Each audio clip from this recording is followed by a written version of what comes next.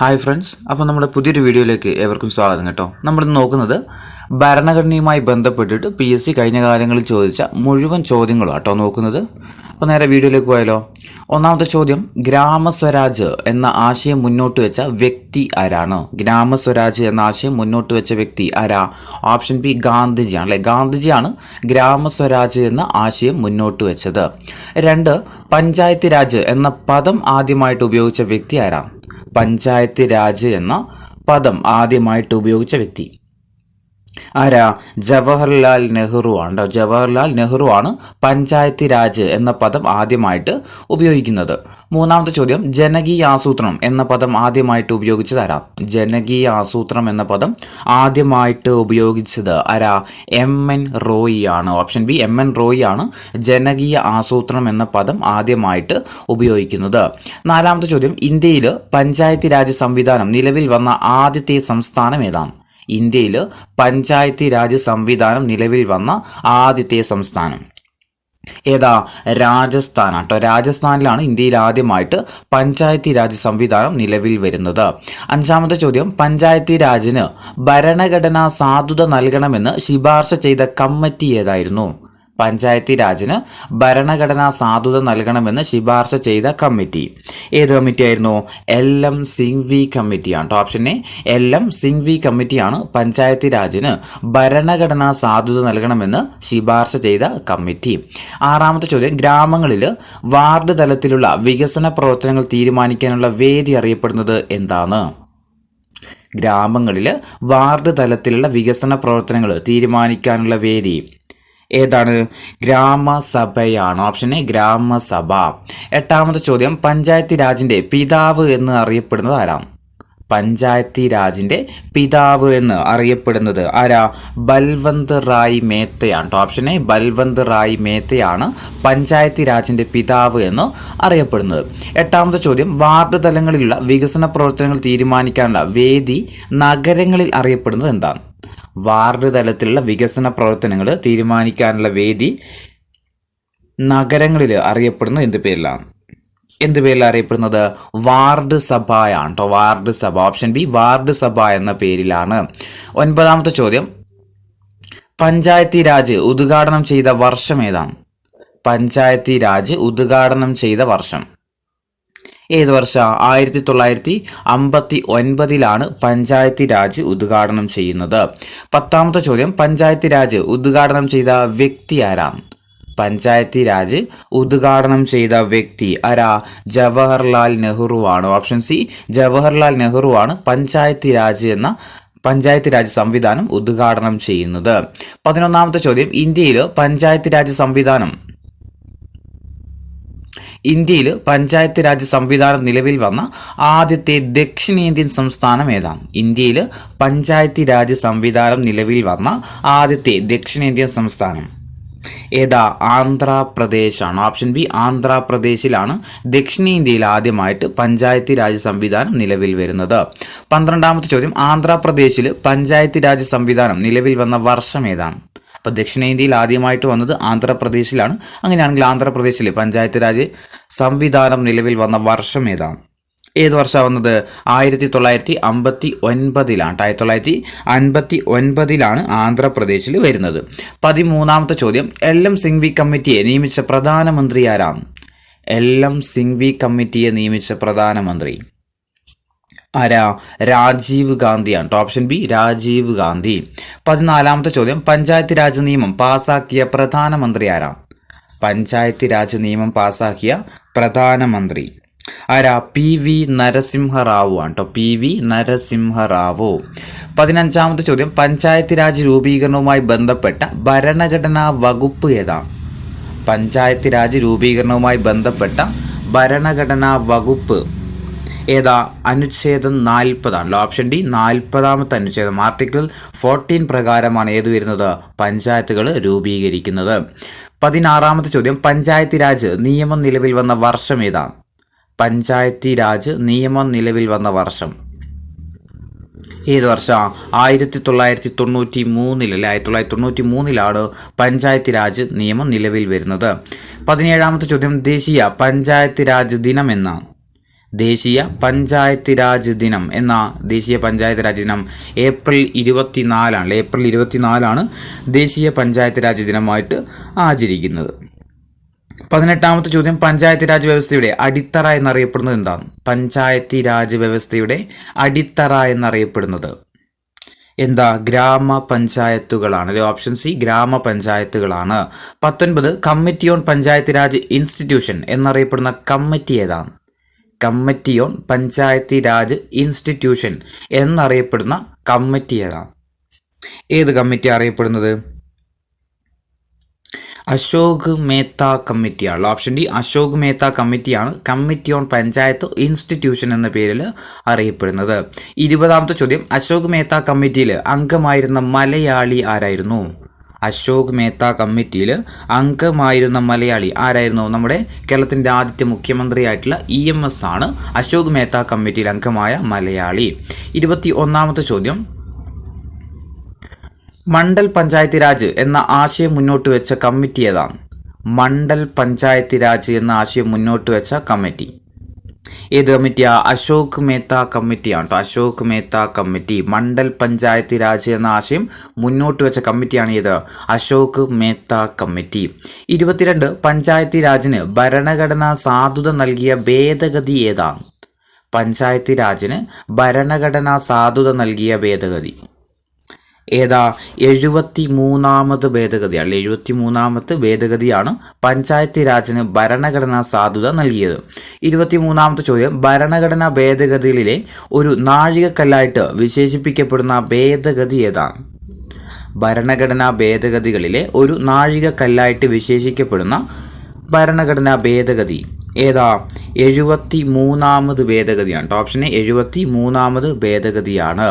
24 നഗരങ്ങളിൽ ward member അറിയപ്പെടുന്നത് ഏത് പേരിലാണ്?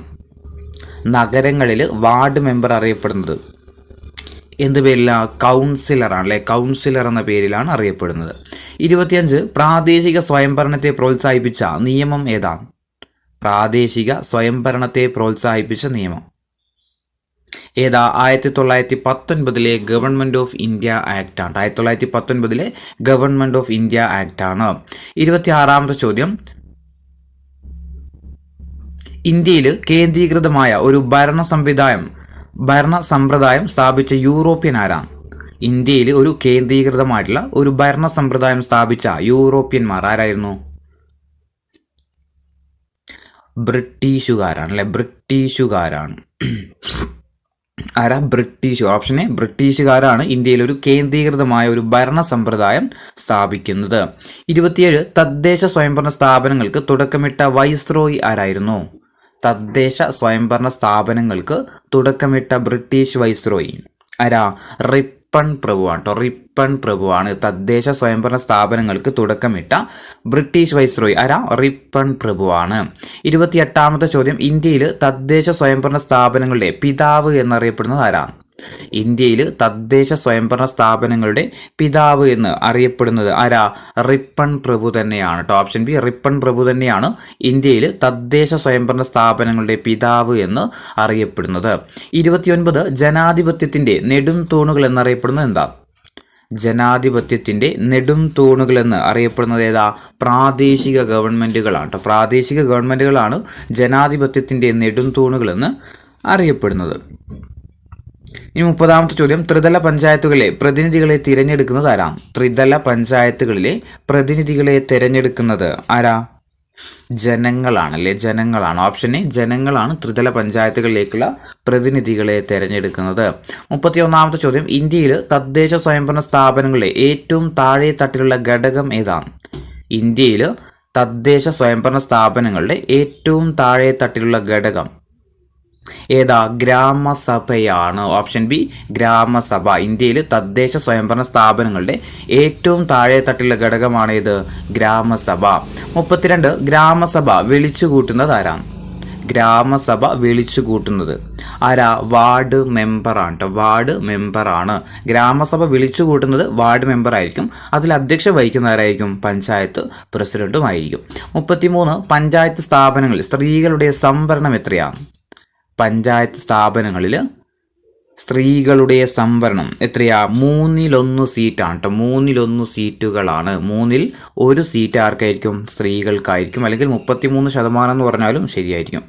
34ാമത്തെ ചോദ്യം, സംസ്ഥാന ഗവൺമെൻറ് പഞ്ചായത്തിനെ പിരിച്ചുവിട്ടാൽ പുതിയ തിരഞ്ഞെടുപ്പ് നടത്തേണ്ട കാലയളവ് എത്ര മാസത്തിനകത്താണ്?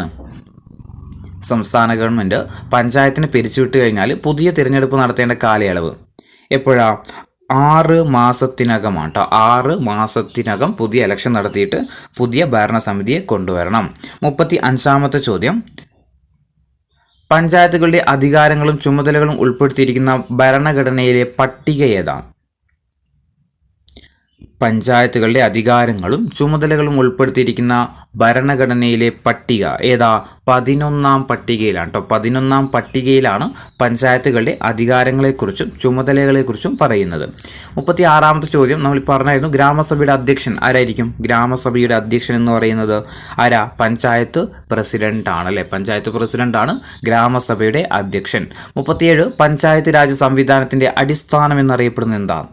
പഞ്ചായത്ത് രാജ് സംവിധാനത്തിൻ്റെ അടിസ്ഥാനം എന്നറിയപ്പെടുന്നത് ഏതാ?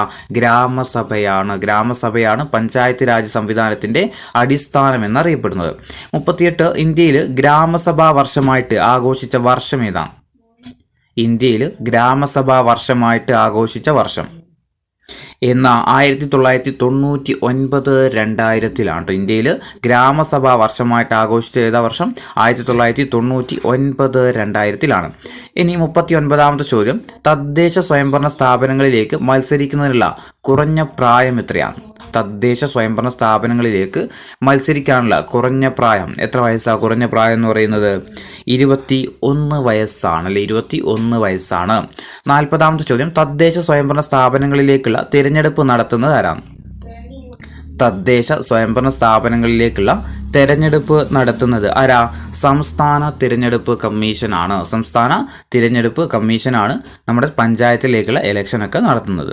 41ാമത്തെ ചോദ്യം, തദ്ദേശ സ്വയംഭരണ സ്ഥാപനങ്ങളിലെ ഭരണസമിതിയുടെ കാലയളവ് എത്ര വർഷമാണ്? തദ്ദേശ സ്വയംഭരണ സ്ഥാപനങ്ങളിലെ ഭരണസമിതിയുടെ കാലയളവ് എത്ര വർഷ? 5 വർഷമാണ്. ഓപ്ഷൻ എ 5 വർഷമാണ്. 42, പഞ്ചായത്ത് രാജ് നിയമം ബാധകമല്ലാത്ത സംസ്ഥാനം ഏതാണ്? താഴെ തന്നിരിക്കുന്നതിൽ പഞ്ചായത്ത് രാജ് നിയമം ബാധകമല്ലാത്ത സംസ്ഥാനം ഏതാ? നാഗാലാൻഡ് ആണ്. Option D Nagaland. പഞ്ചായത്ത് രാജ് നിയമം ബാധകമല്ലാത്ത സംസ്ഥാനമാണ് ഏത്? നാഗാലാൻഡ്. 43, പഞ്ചായത്ത് രാജ് നിയമം ഉൾപ്പെട്ട ഭരണഘടനാ ഭാഗം ഏതാണ്? പഞ്ചായത്ത് രാജ് നിയമം ഉൾപ്പെട്ട ഭരണഘടനാ ഭാഗം ഏതാണ്? ഏതാ? 9ാം ഭാഗത്താണ് കേട്ടോ. 9ാം ഭാഗത്താണ് പഞ്ചായത്ത് രാജ് നിയമം ഉൾപ്പെടുന്നത്. 44, ഗ്രാമസഭയെക്കുറിച്ച് പ്രതിപാദിക്കുന്ന ഭരണഘടനാ വകുപ്പ് ഏതാണ്? ഗ്രാമസഭയെക്കുറിച്ച് പ്രതിപാദിക്കുന്ന ഭരണഘടനയിലെ വകുപ്പ് ഏതാ? 243A ആണ്. 243A എന്താണെന്ന് വെച്ചാൽ എന്താ? ഗ്രാമസഭയെക്കുറിച്ചാണ് പറയുന്നത്. 45ാമത്തെ ചോദ്യം, കേരള മുനിസിപ്പാലിറ്റി നിയമം നിലവിൽ വന്ന വർഷം ഏതാണ്? കേരള മുനിസിപ്പാലിറ്റി നിയമം നിലവിൽ വന്ന വർഷം എന്ന 1994-ലാണ്. 1994-ലാണ് കേരള മുനിസിപ്പാലിറ്റി നിയമം നിലവിൽ വരുന്നത്. എന്നാൽ ഇന്ത്യയിൽ മുനിസിപ്പാലിറ്റി നിയമം നിലവിൽ വന്ന വർഷം ഏതാണ്? ഇന്ത്യയിൽ മുനിസിപ്പാലിറ്റി നിയമം നിലവിൽ വന്ന വർഷം എന്നാൽ ഇന്ത്യയിൽ 74ാം ഭേദഗതിയോടുകൂടെ 1993-ലാണ് ഇന്ത്യയിൽ മുനിസിപ്പാലിറ്റി നിയമം നിലവിൽ വരുന്നത്. 47ാമത്തെ ചോദ്യം, സ്റ്റഡി ഓൺ പഞ്ചായത്ത് രാജ് അഡ്മിനിസ്ട്രേഷൻ്റെ ചെയർമാൻ ആരായിരുന്നു? Study team on panchayat raj അഡ്മിനിസ്ട്രേഷൻ്റെ ചെയർമാൻ ആരായിരുന്നു? വി ഈശ്വരനാണ് കേട്ടോ. ഓപ്ഷൻ ബി വി ഈശ്വരനാണ്. Study team on panchayat raj അഡ്മിനിസ്ട്രേഷൻ്റെ ചെയർമാൻ ആരായിരുന്നു? വി ഈശ്വരനാണ്. 48, നഗരപാലിക നിയമം ഉൾപ്പെട്ടിരിക്കുന്ന ഭരണഘടനയുടെ പട്ടിക ഏതാണ്? നഗരപാലിക നിയമം ഉൾപ്പെട്ടിരിക്കുന്ന ഭരണഘടനയുടെ പട്ടിക ഏതാ? 12ാമത്തെ പട്ടികയിലാണ് കേട്ടോ. 12ാം പട്ടികയാണ്. 11 പഞ്ചായത്തും 12 നഗരപാലികയുമാണ്. 49ാമത്തെ ചോദ്യം, ഇന്ത്യയിൽ നഗരപാലിക നിയമം നിലവിൽ വന്ന വർഷം ഏതാണ്? ഇന്ത്യയിൽ നഗരപാലിക നിയമം നിലവിൽ വന്ന വർഷം ഏതാ? 1993-ലാണ്. 1993-ലാണ് ഇന്ത്യയിൽ നഗരപാലിക നിയമം നിലവിൽ വരുന്നത്. ഇനി 50ാമത്തെ ചോദ്യം, ഇന്ത്യയിൽ തദ്ദേശ സ്വയംഭരണ സ്ഥാപനങ്ങളുടെ മാഗ്ന കാർട്ട എന്നറിയപ്പെടുന്ന നിയമം ഏതാണ്? ഇന്ത്യയിൽ തദ്ദേശ സ്വയംഭരണ സ്ഥാപനങ്ങളുടെ മാഗ്ന കാർട്ട എന്നറിയപ്പെടുന്നത് ഏതാ? 1882 റിപ്പൺ പ്രഭുവിൻ്റെ വിളംബരമാണ്. 1882 റിപ്പൺ പ്രഭുവിൻ്റെ വിളംബരമാണ് ഏത്? ഇന്ത്യയിലെ തദ്ദേശ സ്വയംഭരണ സ്ഥാപനങ്ങളുടെ മാഗ്ന കാർട്ട എന്ന് അറിയപ്പെടുന്നത്. 51 കേരള തദ്ദേശ സ്വയംഭരണ സ്ഥാപനങ്ങളിൽ വനിതാ സംവരണം എത്രയാണ്? കേരളത്തിൽ പഞ്ചായത്തുകളിൽ മത്സരിക്കാവുന്നതിൽ സ്ത്രീകൾക്ക് സംവരണം എത്രയാണ്? 50% സംവരണം ഉണ്ട് കേട്ടോ. കേരളത്തിൽ 50% സംവരണമാണ്. മൊത്തത്തിൽ ഇന്ത്യയിൽ ചോദിക്കുകയാണെന്നുണ്ടെങ്കിൽ അത് 33% അല്ലെങ്കിൽ 3/1 ആണ്. 52ാമത്തെ ചോദ്യം, ഇന്ത്യയിൽ ആദ്യമായിട്ട് മുനിസിപ്പൽ കോർപ്പറേഷൻ സ്ഥാപിതമായ നഗരം ഏതാണ്? ഇന്ത്യയിൽ ആദ്യമായിട്ട് മുനിസിപ്പൽ കോർപ്പറേഷൻ സ്ഥാപിതമായ നഗരം എവിടെ? ഇന്ത്യയിൽ ആദ്യമായിട്ട് മുനിസിപ്പൽ കോർപ്പറേഷൻ സ്ഥാപിതമാകുന്നത് മദ്രാസാണ്. ഇന്നത്തെ ചെന്നൈയായ മദ്രാസിലാണ് ഇന്ത്യയിലെ ആദ്യത്തെ മുനിസിപ്പൽ കോർപ്പറേഷൻ സ്ഥാപിതമാകുന്നത്. 53ാമത്തെ ചോദ്യം, ഇന്ത്യയിലെ ആദ്യത്തെ മുനിസിപ്പൽ കോർപ്പറേഷൻ സ്ഥാപിതമായ വർഷം ഏതാണ്? ചെന്നൈയിലാണ് ആദ്യത്തെ വന്നതെന്ന് നമ്മൾ പറഞ്ഞു. അങ്ങനെയാണെങ്കിൽ ഏത് വർഷമാണ് നിലവിൽ വന്നത്? ഏത് വർഷം? 1687 കേട്ടോ. 1687 എവിടെ വരുന്നത്? ചെന്നൈയിൽ അല്ലെങ്കിൽ മദ്രാസിൽ ആദ്യത്തെ മുനിസിപ്പൽ കോർപ്പറേഷൻ നിലവിൽ വരുന്നത്. 54ാമത്തെ ചോദ്യം നമ്മൾ പറഞ്ഞതാണ്. ഇനി 55, കേരള ത്രിതല പഞ്ചായത്തി രാജ് നിയമം നിലവിൽ വന്നത് എന്നാണ്? കേരള ത്രിതല പഞ്ചായത്തി രാജ് നിയമം നിലവിൽ വന്നത്. കേരള ത്രിതല പഞ്ചായത്തി രാജ് നിയമം നിലവിൽ വന്ന വർഷം എന്ന് 1994 തന്നെയാണ് കേട്ടോ. കേരള ത്രിതല പഞ്ചായത്തി രാജ് നിയമം നിലവിൽ വന്ന 1994, അതായത് കേരളത്തിൽ പഞ്ചായത്തി രാജ് നിയമം നിലവിൽ വന്ന വർഷം 1994. 56, ഒരു ഗ്രാമത്തിൻ്റെ വികസന പദ്ധതികൾ തയ്യാറാക്കുന്നത് എവിടെ വെച്ചാണ്? ഒരു ഗ്രാമത്തിൻ്റെ വികസന പദ്ധതികൾ തയ്യാറാക്കുന്നത് എവിടെ വെച്ചാ? ഗ്രാമസഭയിൽ വെച്ചാട്ടോ. ഓപ്ഷൻ ബി, ഗ്രാമസഭയിൽ വെച്ചാണ് ഒരു ഗ്രാമത്തിൻ്റെ വികസന പദ്ധതികൾ തയ്യാറാക്കുന്നത്. 57ാമത്തെ ചോദ്യം, താഴെ തന്നിരിക്കുന്ന പ്രസ്താവനകൾ വിലയിരുത്താൻ വേണ്ടിയിട്ടാണ്. അതിൽ നിന്ന് ശരിയായ പ്രസ്താവനകൾ കണ്ടെത്താം. 1, ഇന്ത്യൻ ഭരണഘടന ഒരു ദൃഢ ഭരണഘടനയാണ്. 2, ഇന്ത്യൻ ഭരണഘടന ആദ്യമായിട്ട് ഭേദഗതി ചെയ്തത് 1951 മൂന്നാമത്തത്, ഭരണഘടനാ ഭേദഗതി ബില്ല് ആദ്യം അവതരിപ്പിക്കേണ്ടത് ലോക്സഭയിലാണ്. 4ാമത്തെ പ്രസ്താവന, ഇന്ത്യയിൽ ഭരണഘടന അവസാനമായിട്ട് പാസാക്കിയ ഭേദഗതിയിൽ ഒപ്പുവെച്ചത് രാംനാഥ് കോവിന്ദാണ്. ഇതിൽ ശരിയായ പ്രസ്താവനകൾ. ഒന്നാമത്തെ നോക്കാം. ഇന്ത്യൻ ഭരണഘടന ഒരു ദൃഢ ഭരണഘടനയാണ്. ആണോ? തെറ്റാണല്ലേ.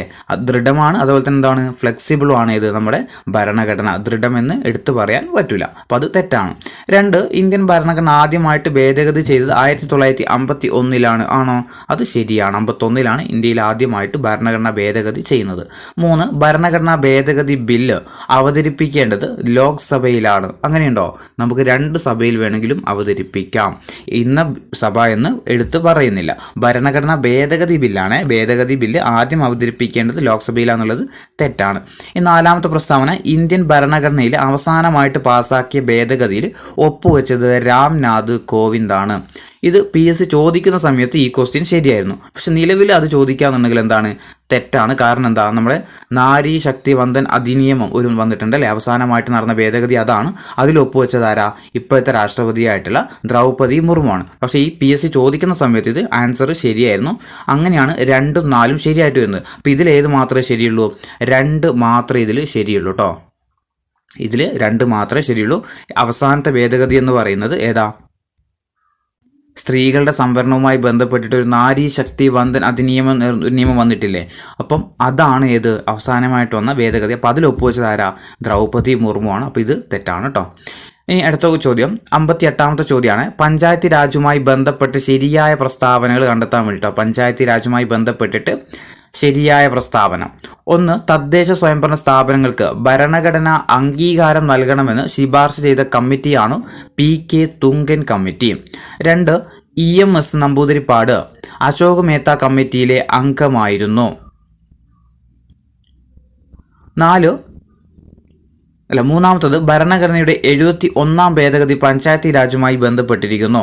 4 ഇന്ത്യയിൽ ആദ്യമായിട്ട് പഞ്ചായത്തി രാജ് സംവിധാനം നിലവിൽ വന്നത് 1959 ഒക്ടോബർ 2 രാജസ്ഥാനിലാണ്. ഇതിൽ പഞ്ചായത്തി രാജുമായി ബന്ധപ്പെട്ടിട്ട് ശരിയായ പ്രസ്താവനകൾ ഏതൊക്കെയാണ്? ഇതിൽ ശരിയായ പ്രസ്താവനകൾ? 1. തദ്ദേശ സ്വയംഭരണ സ്ഥാപനങ്ങൾക്ക് ഭരണഘടനാ അംഗീകാരം നൽകണമെന്ന് ശുപാർശ ചെയ്ത കമ്മിറ്റിയാണ് ഇത്? PK Thungon committee. ശരിയാണ്. 2. EMS നമ്പൂതിരിപ്പാട് അശോക് മേത്ത കമ്മിറ്റിയിൽ അംഗമായിരുന്നു. നമ്മൾ തൊട്ടുമുമ്പ് പറഞ്ഞിട്ടുണ്ട്. ഭരണഘടനയുടെ 71 ഭേദഗതി പഞ്ചായത്തി രാജുമായി ബന്ധപ്പെട്ടിരിക്കുന്നു. തെറ്റാണ്. ഏതായിരുന്നു പഞ്ചായത്തി രാജുമായി ബന്ധപ്പെട്ടത്? 73ാമത്തെ ഭരണഘടനയാണ്, ഭേദഗതിയാണ്. അപ്പോൾ അത് തെറ്റാണ്. 4. ഇന്ത്യയിൽ ആദ്യമായിട്ട് പഞ്ചായത്തി രാജ് സംവിധാനം നിലവിൽ വന്നത് 1959 ഒക്ടോബർ 2 അത് ശരിയാണല്ലേ? അപ്പോൾ അത് ശരിയാണ്. അപ്പോൾ ഏതൊക്കെ ശരിയുള്ളൂ? 1, 2, 4 ശരിയായ പ്രസ്താവനകൾ. ഇനി 59ാമത്തെ ചോദ്യം, ഇന്ത്യൻ ഭരണഘടനയും വകുപ്പുകളും ചേരുംപടി ചേർക്കാൻ വേണ്ടിയിട്ടാണ്. സ്വത്തവകാശമുണ്ട്, ഭരണഘടനാ ഭേദഗതി, അവശിഷ്ടാധികാരം, ഏകീകൃത സിവിൽ കോഡ്. ഇതിൻ്റെ ആൻസർ വരിക? സ്വത്തവകാശം. സ്വത്തവകാശം നിലവിൽ 300A 300A ഇപ്പോൾ സ്വത്തവകാശമുള്ളത്. ഭരണഘടനാ ഭേദഗതിയെക്കുറിച്ച് പറയുന്ന ആർട്ടിക്കിൾ 368 368 ഭരണഘടനാ ഭേദഗതിയെക്കുറിച്ച് പറയുന്നത്. അവശിഷ്ട അധികാരത്തെക്കുറിച്ച് പറയുന്ന 248 248ാമത്തെ ആർട്ടിക്കിളാണ് അവശിഷ്ട അധികാരത്തെക്കുറിച്ച് പറയുന്നത്. പിന്നെ ഏകീകൃത സിവിൽ കോഡ് എല്ലാവർക്കും അറിയാം, 44 അപ്പം 1B ആണ്. 1Bയും 2C 1B 2C അങ്ങനെയുള്ള ഓപ്ഷൻ ഏതേ ഉള്ളൂ? ഓപ്ഷൻ A മാത്രമേ ഉള്ളൂ. ഇനി 60ാമത്തെ ചോദ്യം, ഇന്ത്യൻ ഭരണഘടനാ ദിനം നവംബർ 26 ഈ ദിവസം തിരഞ്ഞെടുക്കാനുള്ള കാരണം എന്താണ്? ഇന്ത്യൻ ഭരണഘടനാ ദിനം നവംബർ 26 ഈ ദിനം തിരഞ്ഞെടുക്കാനുള്ള കാരണം എന്താ കാരണം? ഭരണഘടനാ നിർമ്മാണ സഭ ഭരണഘടന അംഗീകരിച്ച ദിവസമാണ് ഇത് നവംബർ 26 എന്ന് പറയുന്നത്. ഭരണഘടനാ നിർമ്മാണ സഭ ഭരണഘടന അംഗീകരിച്ച ദിവസമാണ് ഇത് നവംബർ 26. 61ാമത്തെ ചോദ്യം, പൗരന്മാർക്ക് ഭാരതത്തിന്റെ ഭൂപ്രദേശം ഒട്ടാകെ ഏകരൂപമായ ഒരു സിവിൽ നിയമസംഹിത പ്രാപ്തമാക്കുവാൻ രാഷ്ട്രം യത്നിക്കേണ്ടതാണ്. ഭരണഘടനയുടെ ഏത് ഭാഗത്താണ് ഈ പ്രസ്താവന ഉൾക്കൊണ്ടിരിക്കുന്നത്? പൗരന്മാർക്ക് ഭാരതത്തിൻ്റെ ഭൂപ്രദേശം ഒട്ടാകെ ഏകരൂപമായ ഒരു സിവിൽ നിയമസംഹിത സംപ്രാപ്തമാക്കുവാൻ ഈ രാഷ്ട്രം യത്നിക്കേണ്ടതാണ്. ഭരണഘടനയുടെ ഏത് ഭാഗത്താണ് ഈ പ്രസ്താവന ഉൾക്കൊണ്ടിരിക്കുന്നത്? എവിടെയാ? നിർദ്ദേശക തത്വങ്ങളാണ് നിർദ്ദേശക തത്വങ്ങൾ നമ്മൾ ആർട്ടിക്കിൾ 44 കുറിച്ചല്ലേ പറയുന്നത് രാജ്യത്ത് എന്ത് ചെയ്യണം? ഏക സിവിൽ കോഡ് നടപ്പിലാക്കണം എന്ന് പറയുന്നതിനെ കുറിച്ചാണ് പറഞ്ഞത്. ഇനി 62ാമത്തെ ചോദ്യം, മൗലിക കടമകളുമായി ബന്ധപ്പെട്ട് ശരിയായ പ്രസ്താവനകൾ തിരഞ്ഞെടുക്കാൻ വേണ്ടിയിട്ടാണ്. മൗലിക കടമകളുമായി ബന്ധപ്പെട്ടിട്ട് ശരിയായ പ്രസ്താവന: 1. 42ാം ഭരണഘടനാ ഭേദഗതിയിലൂടെ നിലവിൽ വന്നു. 2. ഇന്ത്യയുടേത് റഷ്യൻ മാതൃകയിലുള്ളതാണ്. 3. 11 മൗലിക കടമകൾ നമ്മുടെ ഭരണഘടനയിലുണ്ട്. 4. 6 മുതൽ 14 വയസ്സ് വരെയുള്ള കുട്ടികളെ സ്കൂളിൽ അയക്കേണ്ടത് രക്ഷിതാക്കളുടെ കടമയാണ്. ഇപ്പോൾ 4 പ്രസ്താവന ഉള്ളത്. ഈ 4 പ്രസ്താവനകളിൽ മൗലിക കടമകളുമായി ബന്ധപ്പെട്ടിട്ട് ശരിയായ പ്രസ്താവനകൾ കണ്ടെത്താം.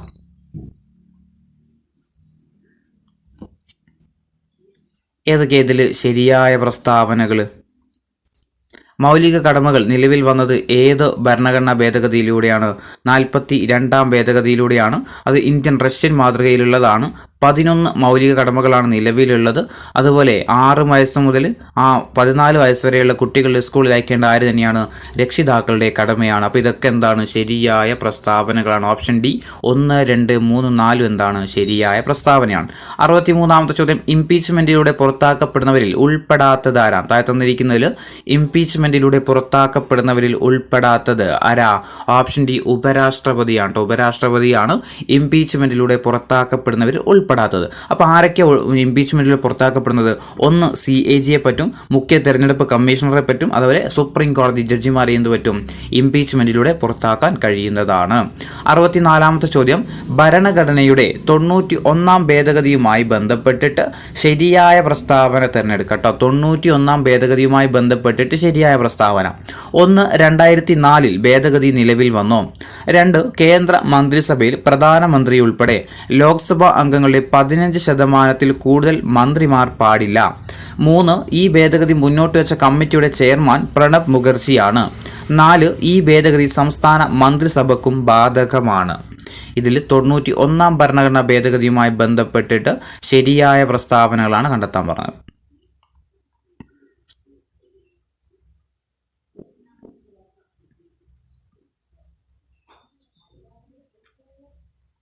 ഏതൊക്കെയാ ശരി? 1. 2004 ഭേദഗതി നിലവിൽ വന്നു, ശരിയാണ്. കേന്ദ്ര മന്ത്രിസഭയിൽ പ്രധാനമന്ത്രി ഉൾപ്പെടെ ലോക്സഭാ അംഗങ്ങളുടെ 15% കൂടുതൽ മന്ത്രിമാർ പാടില്ല. അതാണ് മെയിൻ എന്ന് പറയുന്നത്, അതും ശരിയാണ്.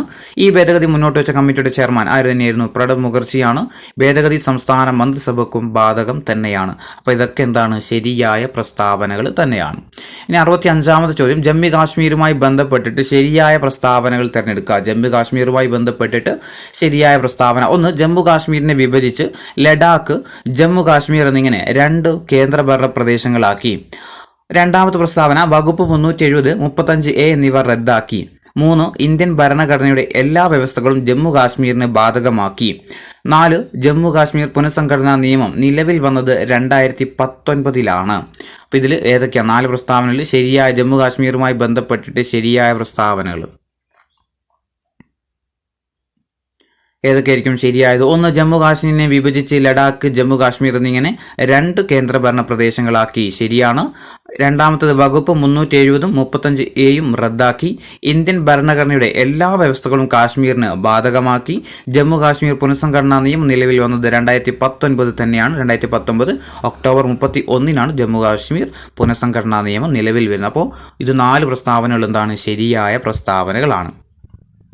ഇനി 67ാമത്തെ ചോദ്യം, ഇന്ത്യയിലെ പാർലമെന്ററി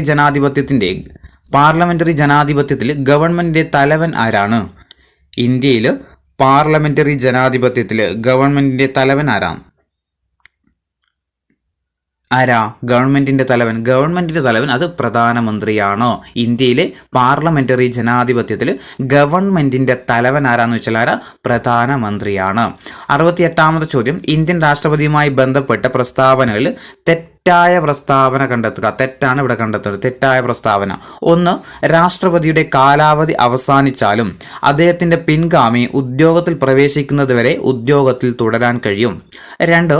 രാഷ്ട്രപതിയുടെ സത്യപ്രതിജ്ഞ സുപ്രീം കോടതി ചീഫ് ജസ്റ്റിസിന്റെ അഭാവത്തിൽ ഉപരാഷ്ട്രപതി മുൻപാകെ ചെയ്യാം. 3. 2 പ്രാവശ്യത്തിൽ കൂടുതൽ രാഷ്ട്രപതിയെ തിരഞ്ഞെടുക്കാൻ പാടില്ല. 4.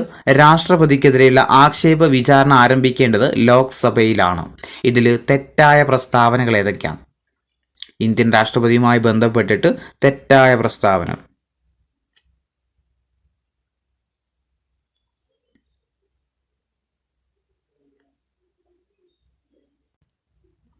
എന്താ ഇതിൻ്റെ ആൻസർ വരിക? ഒന്നാമത്തത്, രാഷ്ട്രപതിയുടെ കാലാവധി അവസാനിച്ചാലും അദ്ദേഹത്തിൻ്റെ പിൻഗാമി ഉദ്യോഗത്തിൽ പ്രവേശിക്കുന്നത് വരെ ഉദ്യോഗത്തിൽ തുടരാൻ കഴിയും. ശരിയാണ്. 2.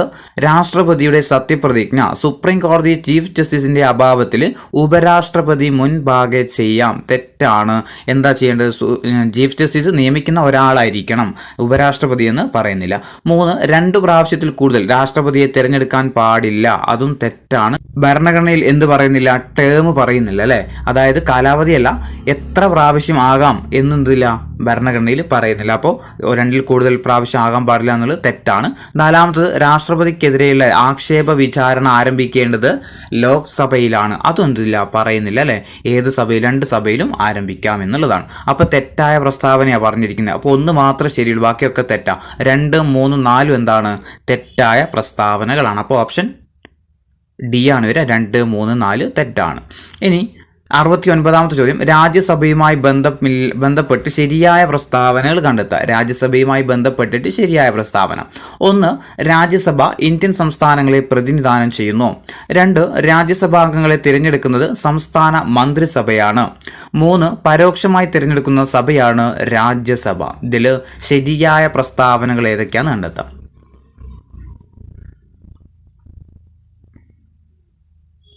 ഒന്നാമത്തത് എന്താ ആൻസർ ചെയ്യാൻ നോക്കാം. രാജ്യസഭ ഇന്ത്യൻ സംസ്ഥാനങ്ങളെ പ്രതിനിധാനം ചെയ്യുന്നു, ശരിയാണ്. രാജ്യസഭാ അംഗങ്ങളെ തിരഞ്ഞെടുക്കുന്ന സംസ്ഥാന മന്ത്രിസഭ എന്നുള്ളത് തെറ്റാണ്. നമ്മുടെ നിയമസഭയിലെ അംഗങ്ങളാണ് ആരെ തിരഞ്ഞെടുക്കുന്നത്? നമ്മുടെ രാജ്യസഭാ അംഗങ്ങളെ തിരഞ്ഞെടുക്കുന്നത്. 3. പരോക്ഷമായിട്ട് തിരഞ്ഞെടുക്കുന്ന സഭയാണ് ഏത്? രാജ്യസഭ. അത് ശരിയാണ്. അപ്പോൾ 1, 3 എന്തുള്ളൂ ശരിയായ പ്രസ്താവനകളുള്ളത്. ഇനി അടുത്ത ചോദ്യം 70ാമത്തെ ചോദ്യം താഴെ പറയുന്നവയിൽ തെറ്റായ പ്രസ്താവന ഏതാണെന്ന് കണ്ടത്. തെറ്റാണ് വേണ്ടത്. തെറ്റായ പ്രസ്താവന. 1. പ്രധാനമന്ത്രി ഇല്ലാതെയും മന്ത്രിസഭയ്ക്ക് നിലനിൽക്കാം. 2. പ്രധാനമന്ത്രി സത്യപ്രതിജ്ഞ ചെയ്യുന്നതിന് മുൻപേ മന്ത്രിസഭ നിലവിൽ വരുന്നു. 3. പ്രസിഡന്റിന്റെയും മന്ത്രിസഭയുടെയും പരസ്പരം ബന്ധിപ്പിക്കുന്നത് സ്പീക്കറാണ്. അപ്പം ഇതിൽ തെറ്റായ പ്രസ്താവനകൾ ഏതൊക്കെയാണ്?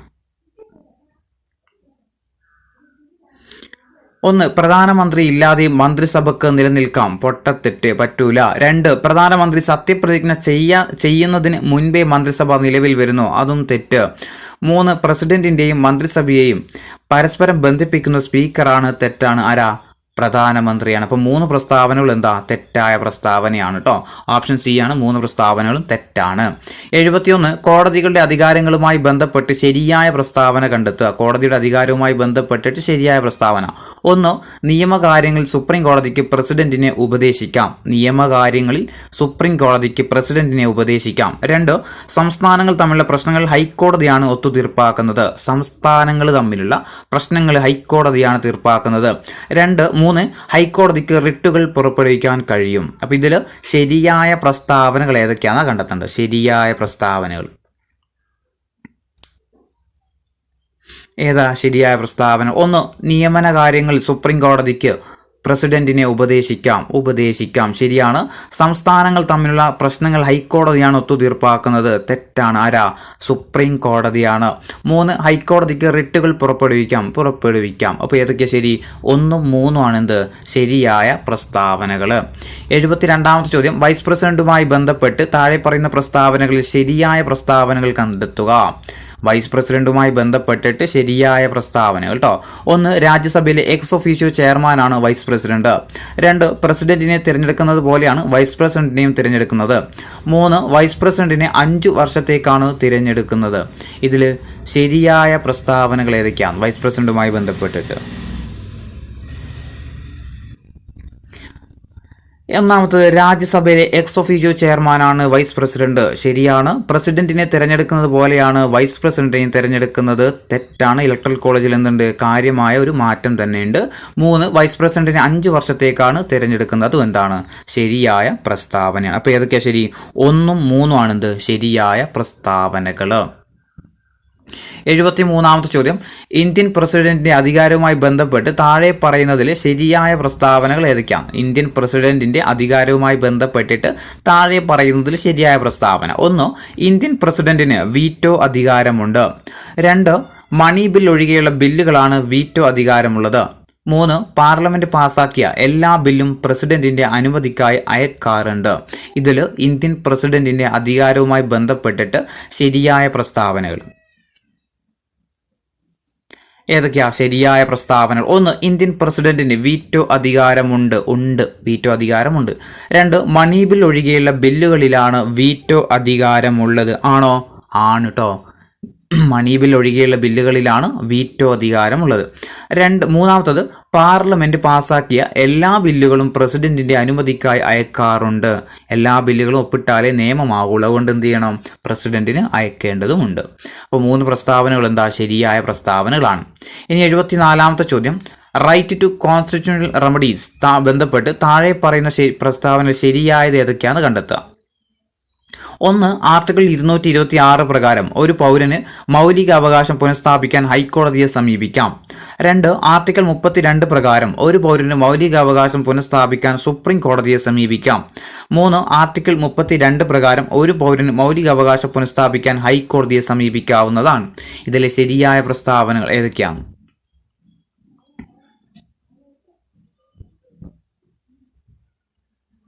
ഏതൊക്കെയാ ശരിയായ പ്രസ്താവനകൾ? 1, 226 പ്രകാരം മൗലിക അവകാശം സ്ഥാപിക്കാൻ ഹൈക്കോടതി സമീപിക്കാം, ശരിയാണ്. ആർട്ടിക്കിൾ 32 പ്രകാരം എവിടെയും സമീപിക്കാം, സുപ്രീം കോടതിയും സമീപിക്കാം. അപ്പോൾ 32 എവിടെയാണ്? സുപ്രീം കോടതി. അപ്പോൾ ഇതെന്താണ്? മൂന്നാമത്തെ പ്രസ്താവന തെറ്റാണ്. 1, 2 എന്തുള്ളൂ? ശരിയായ പ്രസ്താവനയുള്ളൂ. 75 ഇത് നമ്മൾ വായിക്കുന്നില്ല കേട്ടോ. ഇത് ഭരണഘടനയുമായി ബന്ധപ്പെട്ട ക്വസ്റ്റ്യൻ അല്ലാത്തതുകൊണ്ട് നമ്മൾ വായിക്കുന്നില്ല. 76ാമത്തെ ചോദ്യം, ഇന്ത്യൻ ഭരണഘടനയിലെ വകുപ്പ് ആർട്ടിക്കിൾ 21A ആണ്. 21A 6 മുതൽ 14 വയസ്സ് വരെയുള്ള കുട്ടികൾക്ക് സൗജന്യവും നിർബന്ധിതവുമായ വിദ്യാഭ്യാസം മൗലിക അവകാശമായിട്ട് ഉറപ്പു നൽകുന്നു. ഏത് ഭരണഘടനാ ഭേദഗതി നിയമം അനുസരിച്ചാണ് ഈ വകുപ്പ് ഭരണഘടനയിൽ ഉൾപ്പെടുത്തിയത്? അതായത് ആർട്ടിക്കിൾ 21A ഉൾപ്പെടുത്തിയത് ഏത് ഭരണഘടനാ ഭേദഗതിയിലൂടെയാണ്? ഏതാ? 86ാം ഭേദഗതിയിലൂടെയാണല്ലേ 21A ചേർക്കുന്നത്. 86ാം ഭേദഗതിയിലൂടെയാണ്. 77 ഇന്ത്യൻ ഭരണഘടനയുടെ ഭാഗം 3 പൗരന്മാർക്ക് ചില മൗലിക അവകാശങ്ങൾ ഉറപ്പു നൽകുന്നു. താഴെ പറയുന്നതിൽ ഒരു അവകാശം ഭാഗം 3-ൽ ഉൾപ്പെടുത്തിയിട്ടില്ല. ഏതാണ് ആ അവകാശം? 1, തുല്യ ജോലിക്ക് തുല്യ വേതനത്തിനുള്ള അവകാശം. ഓപ്ഷൻ ബി, ഇഷ്ടമുള്ള മതത്തിൽ വിശ്വസിക്കാനുള്ള അവകാശം. ഓപ്ഷൻ സി, സമത്വത്തിനുള്ള അവകാശം. ഓപ്ഷൻ ഡി, വ്യക്തി സ്വാതന്ത്ര്യത്തിനുള്ള അവകാശം. ഇതിൽ ഭാഗം 3-ൽ ഉൾപ്പെടാത്തത് ഏതാണ്? അതായത് മൗലികാവകാശവുമായി ബന്ധമില്ലാത്തത് ഏതാ? തുല്യ ജോലിക്ക് തുല്യ വേതനം. ഓപ്ഷൻ എ ആണ്. നിർദ്ദേശക തത്വങ്ങളിൽ പറഞ്ഞ കാര്യമാണ് ഇത്. തുല്യ ജോലിക്ക് തുല്യ വേതനം. 78 ദേശീയ പതാകയുമായി ബന്ധമില്ലാത്തത് ഏതാണ്? ഓപ്ഷൻ എ, പിംഗളി വെങ്കയ്യാണ് രൂപകൽപ്പന ചെയ്തത്. കുങ്കുമം, വെള്ള, പച്ച എന്നീ നിറങ്ങളാണുള്ളത്. 1947 ഓഗസ്റ്റ് 1 ഇന്ത്യൻ ഭരണഘടന അംഗീകരിച്ചു. 3:2 എന്ന അനുപാതത്തിൽ നിർമ്മിച്ചിരിക്കുന്നു. ഇതിൽ ദേശീയ പതാകയുമായി ബന്ധമില്ലാത്തത് ഏതാ? പിംഗളി വെങ്കയ്യ രൂപകൽപ്പന ചെയ്തു, ശരിയാണ്. കുങ്കുമം, വെള്ള, പച്ച ശരിയാണ്. 1947 ഓഗസ്റ്റ് 1 എന്നുള്ളത് തെറ്റാണ്. ജൂലൈ 22 ആരംഗീകരിക്കുന്നത്? ഇന്ത്യൻ ഭരണഘടന അംഗീകരിക്കുന്നത്. 3:2 എന്നുള്ളതും ശരിയാണ്. അപ്പോൾ ഓപ്ഷൻ സി ആണ് തെറ്റായ പ്രസ്താവന. 79ാമത്തെ ചോദ്യം, താഴെ കൊടുത്തിട്ടുള്ളവയിൽ മൗലികാവകാശവുമായി ബന്ധമില്ലാത്തതാണ് വേണ്ടത്. 1, മൗലികാവകാശങ്ങൾ ഭരണഘടനയുടെ 3-ാം ഭാഗത്തിൽ പ്രതിപാദിക്കുന്നു. 2, ഐറിഷ് ഭരണഘടനയോട് കടപ്പെട്ടിരിക്കുന്നു. 3, ഇന്ത്യൻ ഭരണഘടനയിൽ 5 വിധത്തിലുള്ള മൗലികാവകാശങ്ങളുണ്ട്. 4ാമത്തത്, ഇന്ത്യൻ ഭരണഘടനയിൽ 6 വിധത്തിലുള്ള മൗലികാവകാശങ്ങളുണ്ട്. ഇതിലെ മൗലികാവകാശങ്ങളുമായി ബന്ധമില്ലാത്ത പ്രസ്താവന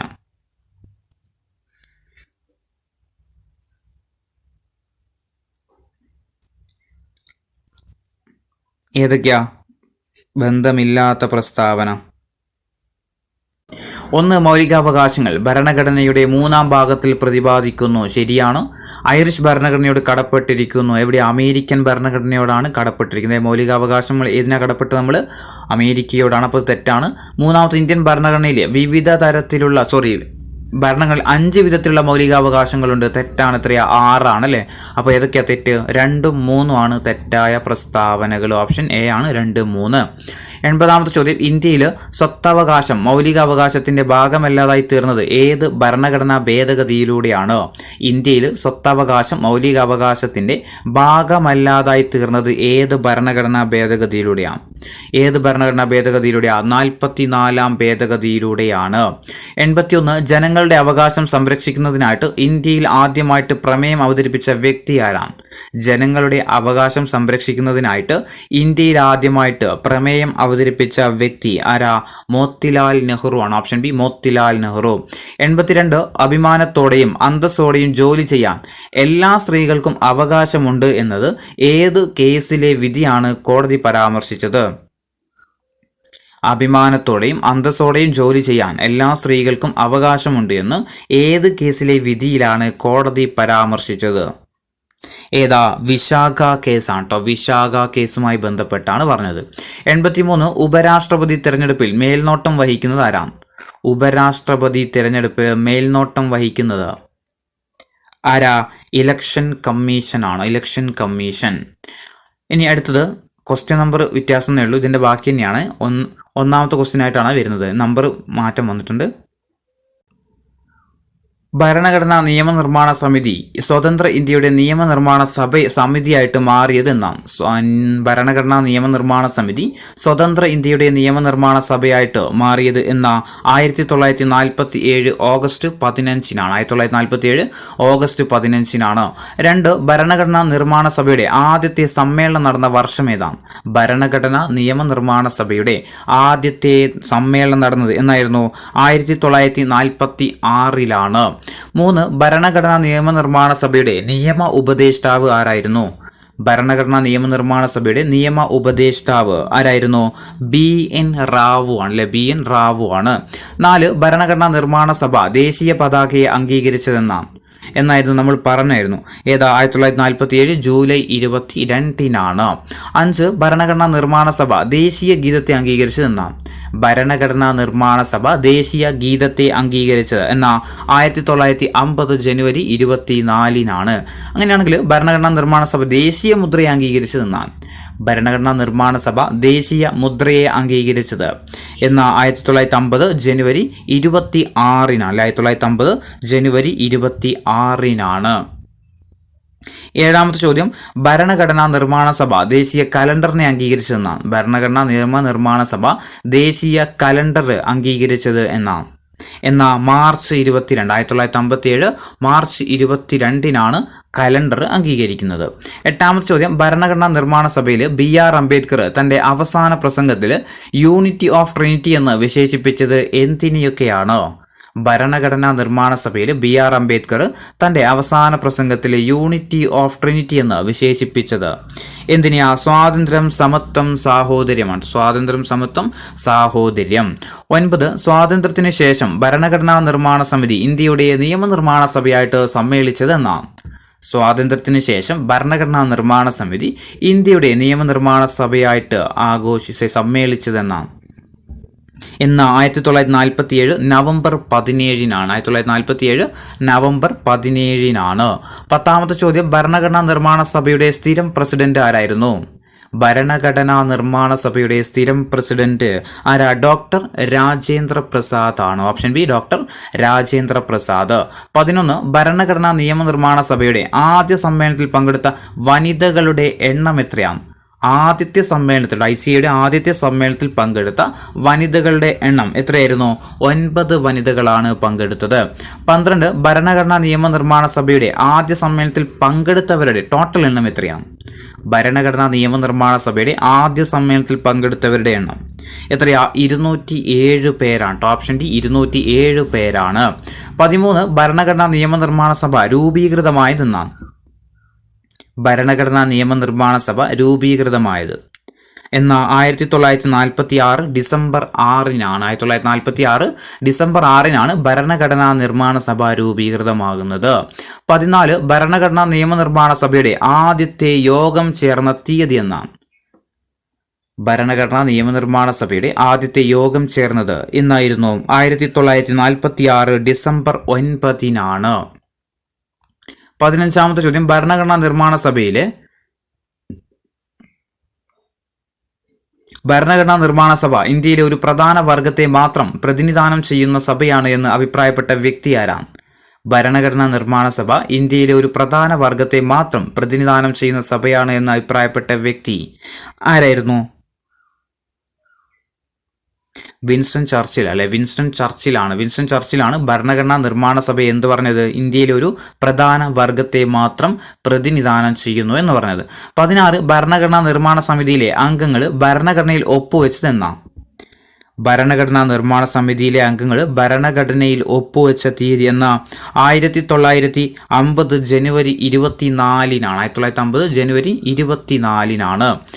17ാമത്തെ ചോദ്യം, ഭരണഘടനാ നിർമ്മാണ സമിതി അംഗീകരിച്ചതെന്നാണ്? ഭരണഘടനാ നിർമ്മാണ സമിതി അംഗീകരിച്ചത് എന്ന 1949 നവംബർ 26-നാണ്. 1949 നവംബർ 26-നാണ് ഭരണഘടനാ നിർമ്മാണ സമിതി ഭരണഘടന അംഗീകരിക്കുന്നത്. 18. ഭരണഘടനാ നിർമ്മാണം പൂർത്തിയാക്കാനെടുത്ത സമയം എത്രയായിരുന്നു? ഭരണഘടനാ നിർമ്മാണം പൂർത്തിയാക്കാനെടുത്ത സമയം എത്രയാ? 2 വർഷം 11 മാസം 17 ദിവസം. 2 വർഷം 11 മാസം 17 ദിവസം, അതുപോലെ 18 ദിവസമാണെന്നും പറയുന്നുണ്ട്. അപ്പോൾ ഓപ്ഷൻ നോക്കിയിട്ട് നിങ്ങൾ അടിക്കുക. 19 ഭരണഘടനാ നിർമ്മാണ സഭയുടെ സെക്രട്ടറി ആരായിരുന്നു? ഭരണഘടനാ നിർമ്മാണ സഭയുടെ സെക്രട്ടറി ആരായിരുന്നു? HVR അയ്യങ്കാർ ആണല്ലോ. HVR അയ്യങ്കാറാണ് ഭരണഘടനാ നിർമ്മാണ സഭയുടെ സെക്രട്ടറി എന്ന് പറയുന്നത്. 20ാമത്തെ ചോദ്യം, ഭരണഘടനാ നിർമ്മാണ സഭയുടെ സ്പീക്കർ ആരായിരുന്നു? ഭരണഘടനാ നിർമ്മാണ സഭയുടെ സ്പീക്കർ ആരായിരുന്നു? GV മാവ്ലങ്കർ അല്ലെ, GV മാവ്ലങ്കർ. 21 ഭരണഘടനാ നിയമനിർമ്മാണ സമിതിയിലെ മലയാളി വനിതകൾ എത്രയായിരുന്നു? ഭരണഘടനാ നിയമനിർമ്മാണ സമിതിയിലെ മലയാളി വനിതകൾ എത്രയായിരുന്നു? 3 വനിതകൾ അല്ലെ, 3 മലയാളി വനിതകളാണ് ഉണ്ടായിരുന്നത്. 22 ഭരണഘടനാ നിയമനിർമ്മാണ സഭയിലെ മലയാളി അംഗങ്ങൾ എത്രയായിരുന്നു? വനിതകൾ 3 പറഞ്ഞു. ടോട്ടൽ എത്ര മലയാളികളായിരുന്നു ഉണ്ടായിരുന്നത്? എത്രയായിരുന്നു? 17 മലയാളികളായിരുന്നു ഉണ്ടായിരുന്നത് അല്ലേ, 17 മലയാളികൾ. 23ാമത്തെ ചോദ്യം, ഭരണഘടനാ നിയമനിർമ്മാണ സമിതിയിലെ വനിതാ അംഗങ്ങൾ എത്രയായിരുന്നു? ഭരണഘടനാ നിയമനിർമ്മാണ സമിതിയിലെ വനിതാ അംഗങ്ങൾ എത്രയായിരുന്നു? അതും 17 ആണല്ലേ. 17 വനിതകളാണ് ഭരണഘടനാ നിർമ്മാണ സമിതിയിൽ ഉണ്ടായിരുന്നത്. 24 ഭരണഘടനാ നിയമനിർമ്മാണ സമിതിയിൽ ആകെ ഉണ്ടായിരുന്ന അംഗങ്ങൾ എത്രയാണ്? ഭരണഘടനാ നിയമനിർമ്മാണ സമിതിയിൽ ആകെ ഉണ്ടായിരുന്ന അംഗങ്ങൾ എത്രയാ? 389 പേരാണ്. 389 പേരാണ് ഭരണഘടനാ നിർമ്മാണ സമിതിയിൽ ഉണ്ടായിരുന്നത്. 25 ജവഹർലാൽ നെഹ്റു ലക്ഷ്യപ്രഖ്യാപന പ്രമേയം അവതരിപ്പിച്ചെന്നാണ്. ജവഹർലാൽ നെഹ്റു ലക്ഷ്യപ്രമേയം അവതരിപ്പിച്ച ദിവസം ഏതായിരുന്നു? 1946 ഡിസംബർ 13 അല്ലെ, 1946 ഡിസംബർ 13 26 ഭരണഘടനാ നിയമനിർമ്മാണ സഭയുടെ ഉപാധ്യക്ഷൻ ആരായിരുന്നു? ഭരണഘടനാ നിയമനിർമ്മാണ സഭയുടെ ഉപാധ്യക്ഷൻ ആരായിരുന്നു? ഉപാധ്യക്ഷൻ HC മുഖർജിയാണ്. HC മുഖർജിയാണ്. 27 കോൺസ്റ്റിറ്റ്യൂന്റ് അസംബ്ലിയുടെ സ്ഥിരം അധ്യക്ഷൻ ആരായിരുന്നു? ഭരണഘടനാ നിർമ്മാണ സഭയുടെ സ്ഥിരം അധ്യക്ഷൻ ആരായിരുന്നു? സ്ഥിരം അധ്യക്ഷൻ ഡോക്ടർ രാജേന്ദ്ര പ്രസാദ് ആണ്, ഡോക്ടർ രാജേന്ദ്ര പ്രസാദ്. 28 കോൺസ്റ്റിറ്റ്യൂന്റ് അസംബ്ലിയുടെ സ്ഥിരം പ്രസിഡന്റായിട്ട് കോൺസ്റ്റിറ്റ്യൂന്റ് അസംബ്ലിയുടെ സ്ഥിരം പ്രസിഡന്റായിട്ട് ഡോക്ടർ രാജേന്ദ്ര പ്രസാദ് തിരഞ്ഞെടുക്കപ്പെട്ടത് എന്നാണ്. കോൺസ്റ്റിറ്റ്യൂന്റ് അസംബ്ലിയുടെ സ്ഥിരം പ്രസിഡന്റായിട്ട് ഡോക്ടർ രാജേന്ദ്ര പ്രസാദിനെ തിരഞ്ഞെടുത്തത് എന്നായിരുന്നു? 1946 ഡിസംബർ 11 1946 ഡിസംബർ 11. 29 ഭരണഘടനാ നിയമനിർമ്മാണ സഭയുടെ ആദ്യത്തെ സമ്മേളനത്തിന്റെ താൽക്കാലിക അധ്യക്ഷൻ ആരായിരുന്നു? ഭരണഘടനാ നിയമനിർമ്മാണ സഭയുടെ ആദ്യ സമ്മേളനത്തിന്റെ താൽക്കാലിക അധ്യക്ഷൻ ആരായിരുന്നു? സച്ചിദാനന്ദ സിൻഹയാണ്. ഓപ്ഷൻ ബി സച്ചിദാനന്ദ സിൻഹ. 30 ഭരണഘടനാ നിയമനിർമ്മാണ സഭയെ ആദ്യമായിട്ട് അഭിസംബോധന ചെയ്തത് ആരാണ്? ഭരണഘടനാ നിയമനിർമ്മാണ സഭയെ ആദ്യമായിട്ട് അഭിസംബോധന ചെയ്തത് ആരാ? JB കൃപലാനിയാണ്. Option B JB Kripalani. 31 ഭരണഘടനാ നിയമനിർമ്മാണ സഭ ദേശീയ ഗാനത്തെ അംഗീകരിച്ചതെന്നാണ്. ഭരണഘടനാ നിയമനിർമ്മാണ സഭ ദേശീയ ഗാനത്തെ അംഗീകരിച്ചത് എന്നാൽ 1950 ജനുവരി 24. 32 ഭരണഘടനയുടെ ഹൃദയവും ആത്മാവും എന്ന് ആമുഖത്തെ വിശേഷിപ്പിച്ചതാരാണ്? ഭരണഘടനയുടെ ഹൃദയവും ആത്മാവും എന്ന് ആമുഖത്തെ വിശേഷിപ്പിച്ചത് ആരാ? താക്കൂർദാസ് ഭാർഗവാണ്. Option D Thakurdas Bhargav. 33 ഭരണഘടനയുടെ താക്കോല് ആത്മാവ് എന്ന് ആമുഖത്തെ വിശേഷിപ്പിച്ചതാരാണ്? ഭരണഘടനയുടെ താക്കോല് ആത്മാവ് എന്നിങ്ങനെ ആമുഖത്തെ വിശേഷിപ്പിച്ചത് ആരാ? ജവഹർലാൽ നെഹ്റു ആണ്. 34 ആമുഖം ഇന്ത്യൻ ഭരണഘടനയുടെ ഭാഗമാണെന്ന് സുപ്രീം കോടതി പ്രഖ്യാപിച്ച കേസ് ഏതാണ്? ആമുഖം ഇന്ത്യൻ ഭരണഘടനയുടെ ഭാഗമാണെന്ന് സുപ്രീം കോടതി പ്രഖ്യാപിച്ച കേസ് ഏതാ? കേശവാനന്ദ ഭാരതി കേസാണ്. 35ാമത്തെ ചോദ്യം, ആമുഖം ഇന്ത്യൻ ഭരണഘടനയുടെ ഭാഗമല്ല എന്ന് സുപ്രീം കോടതി പ്രഖ്യാപിച്ച കേസ് ഏതാണ്?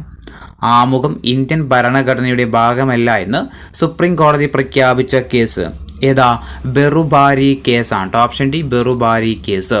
36 ആമുഖം ഭേദഗതി ചെയ്യുമ്പോൾ ഇന്ത്യയുടെ പ്രധാനമന്ത്രി ആരാണ്? അതായത് നിലവിൽ ഒരു തവണ മാത്രമേ നമ്മുടെ ഇന്ത്യൻ ഭരണഘടനയുടെ ആമുഖം ഭേദഗതി ചെയ്തത്. ആ സമയത്ത് ഇന്ത്യയുടെ പ്രധാനമന്ത്രി ആരായിരുന്നു? ഇന്ദിരാഗാന്ധിയാണ്. 37 ആമുഖം ഭേദഗതി ചെയ്യുമ്പോൾ ഇന്ത്യയുടെ രാഷ്ട്രപതി ആരായിരുന്നു? ആമുഖം ഭേദഗതി ചെയ്യുന്ന സമയത്ത് ഇന്ത്യയുടെ രാഷ്ട്രപതി ആരാ? ഫക്രുദ്ദീൻ അലി അഹമ്മദ് ആണ്. 38 ഇന്ത്യൻ ഭരണഘടനയുടെ ആമുഖത്തിൽ ഉൾപ്പെടുത്തിയിരിക്കുന്ന ഏക തീയതി ഏതാണ്?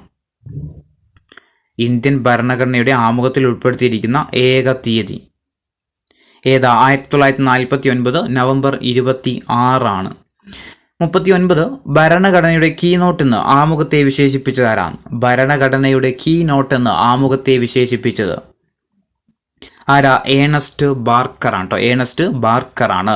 40 ഭരണഘടനയുടെ തിരിച്ചറിയൽ കാർഡ് എന്ന് ആമുഖത്തെ വിശേഷിപ്പിച്ചതാരാണ്? ഭരണഘടനയുടെ തിരിച്ചറിയൽ കാർഡ് എന്ന് ആമുഖത്തെ വിശേഷിപ്പിച്ചത് ആരാ? എൻ പൽഖീവാലയാണ്. എന്നെ പൽഖീവാല. 41 ഇന്ത്യയുടെ രാഷ്ട്രീയ ജാതകം എന്ന് ആമുഖത്തെ വിശേഷിപ്പിച്ചതാരാണ്? ഇന്ത്യയുടെ രാഷ്ട്രീയ ജാതകം എന്ന് ആമുഖത്തെ വിശേഷിപ്പിച്ചത് ആരാ? കെ എം മുൻഷിയാണ് കേട്ടോ. K M മുൻഷിയാണ്. 42 ഇന്ത്യൻ ഭരണഘടനയുടെ ആമുഖത്തിന്റെ ശില്പി എന്നറിയപ്പെടുന്നത് ആരാണ്? ഇന്ത്യൻ ഭരണഘടനയുടെ ആമുഖത്തിന്റെ ശില്പി എന്ന് അറിയപ്പെടുന്നത് ആരാ? ജവഹർലാൽ നെഹ്റു ആണ് അല്ലെ. ജവഹർലാൽ നെഹ്റു ആണ് ഇന്ത്യൻ ഭരണഘടനയുടെ ആമുഖത്തിന്റെ ശില്പി എന്ന് അറിയപ്പെടുന്നത്. 43 ചോദ്യം, ഇന്ത്യൻ ഭരണഘടനയുടെ ആത്മാവായിട്ട് വിശേഷിപ്പിക്കുന്നത് എന്താണ്? ഇന്ത്യൻ ഭരണഘടനയുടെ ആത്മാവായിട്ട് വിശേഷിപ്പിക്കുന്നത് ഏതാ? ആമുഖമാണ്. Option C ആമുഖമാണ്. 44 ആമുഖം എന്ന ആശയം ഇന്ത്യ കടമെടുത്തിരിക്കുന്ന രാജ്യം ഏതാണ്? ആമുഖം എന്ന ആശയം ഇന്ത്യ കടമെടുത്ത രാജ്യം എവിടുന്ന? അമേരിക്കയിൽ നിന്നാണ് കേട്ടോ. അമേരിക്കയിൽ നിന്നാണ്. 44 ജവഹർലാൽ നെഹ്റു അവതരിപ്പിച്ച ലക്ഷ്യപ്രമേയത്തെ ഇന്ത്യൻ ഭരണഘടനയുടെ ആമുഖമായിട്ട് ഭരണഘടനാ നിർമ്മാണ സമിതി അംഗീകരിച്ചതെന്നാണ്. ജവഹർലാൽ നെഹ്റു അവതരിപ്പിച്ച ലക്ഷ്യപ്രമേയത്തെ ഇന്ത്യൻ ഭരണഘടനയുടെ ആമുഖമായിട്ട് ഭരണഘടനാ നിർമ്മാണ സമിതി അംഗീകരിച്ചത് എന്നാൽ 1947 ജനുവരി 22-നാണ്. 1947 ജനുവരി 22-നാണ്. 46 ഇന്ത്യൻ ഭരണഘടനയുടെ രത്നം എന്നറിയപ്പെടുന്നത് എന്താണ്? ഇന്ത്യൻ ഭരണഘടനയുടെ രത്നം എന്നറിയപ്പെടുന്നത് ഏതാ? ആമുഖമാണ്. ഇന്ത്യൻ ഭരണഘടനയുടെ രത്നം എന്നറിയപ്പെടുന്നത് ആമുഖമാണ്. 47 ആമുഖത്തിലെ സാഹോദര്യം എന്ന വാക്ക് നിർദ്ദേശിച്ചത് ആരാണ്? ആമുഖത്തിലെ സാഹോദര്യം എന്ന വാക്ക് നിർദ്ദേശിച്ചത് ആരാ? BR അംബേദ്കർ ആണ്. 48 ഇന്ത്യൻ ഭരണഘടനയുടെ ആമുഖം നിലവിൽ വന്ന തീയതി ഏതാണ്? ഇന്ത്യൻ ഭരണഘടനയുടെ ആമുഖം നിലവിൽ വന്നത് എന്നാ? 1950 ജനുവരി 26-നാണ്. 49 ഇന്ത്യൻ ഭരണഘടനയിലെ ആമുഖം ആരംഭിക്കുന്നത് എങ്ങനെയാണ്? ഇന്ത്യൻ ഭരണഘടനയിലെ ആമുഖം ആരംഭിക്കുന്നത് എങ്ങനെയാ? നാം ഭാരതത്തിലെ ജനങ്ങൾ. ഓപ്ഷൻ ഡി നാം ഭാരതത്തിലെ ജനങ്ങൾ എന്നാണ്. 50 ഭരണഘടനാ നിർമ്മാതാക്കളുടെ മനസ്സിലേക്കുള്ള താക്കോലായിട്ട് കണക്കാക്കപ്പെടുന്നത് എന്താണ്? ഭരണഘടനാ നിർമ്മാതാക്കളുടെ മനസ്സിലേക്കുള്ള താക്കോലായിട്ട് കണക്കാക്കുന്നത് എന്താ? ആമുഖമാണ്. ഓപ്ഷൻ സി ആമുഖം. 51 ഇന്ത്യൻ ഭരണഘടനയിൽ പൗരത്വത്തെക്കുറിച്ച് പ്രതിപാദിക്കുന്ന ഭാഗം ഏതാണ്? ഇന്ത്യൻ ഭരണഘടനയിൽ പൗരത്വത്തെക്കുറിച്ച് പ്രതിപാദിക്കുന്ന ഭാഗം എവിടെയാ? ഭാഗം 2-ലാണ് അല്ലെ. 2-ലാണ്. 52 ഏക പൗരത്വം എന്ന ആശയം ഇന്ത്യ കടമെടുത്തിരിക്കുന്ന രാജ്യം ഏതാണ്? ഏക പൗരത്വം എന്ന ആശയം ഇന്ത്യ കടമെടുത്തിരിക്കുന്ന രാജ്യം എവിടുന്നാ? ബ്രിട്ടനിൽ നിന്നാണ്. ഓപ്ഷൻ എ ബ്രിട്ടനിൽ നിന്നാണ്. 53 ഇന്ത്യൻ പൗരത്വ നിയമം പാർലമെന്റ് പാസാക്കിയ വർഷം ഏതാണ്? ഇന്ത്യൻ പൗരത്വ നിയമം പാർലമെന്റ് പാസാക്കിയ വർഷം എപ്പോഴാ? 1955-ലാണ്. 54 ഇന്ത്യൻ ഭരണഘടന വിഭാവനം ചെയ്യുന്ന പൗരത്വം ഏതാണ്? ഇന്ത്യൻ ഭരണഘടന വിഭാവനം ചെയ്യുന്ന പൗരത്വം ഏതാ? ഏക പൗരത്വമാണ് അല്ലെ. ഏക പൗരത്വമാണ്. 55 ചോദ്യം, ഇന്ത്യയിൽ ഇരട്ട പൗരത്വം എന്ന ആശയം നിർദ്ദേശിച്ച വ്യക്തി ആരാണ്? ഇന്ത്യയിൽ ഇരട്ട പൗരത്വം എന്ന ആശയം മുന്നോട്ട് വെച്ചത് ആരാ? ഇരട്ട പൗരത്വം LM സിംഗ്വി ആണ്. LM സിംഗ്വി ആണ്. ഓപ്ഷൻ ബി LM സിംഗ്വി ആണ്. 56 ചോദ്യം, ഭരണഘടനയിൽ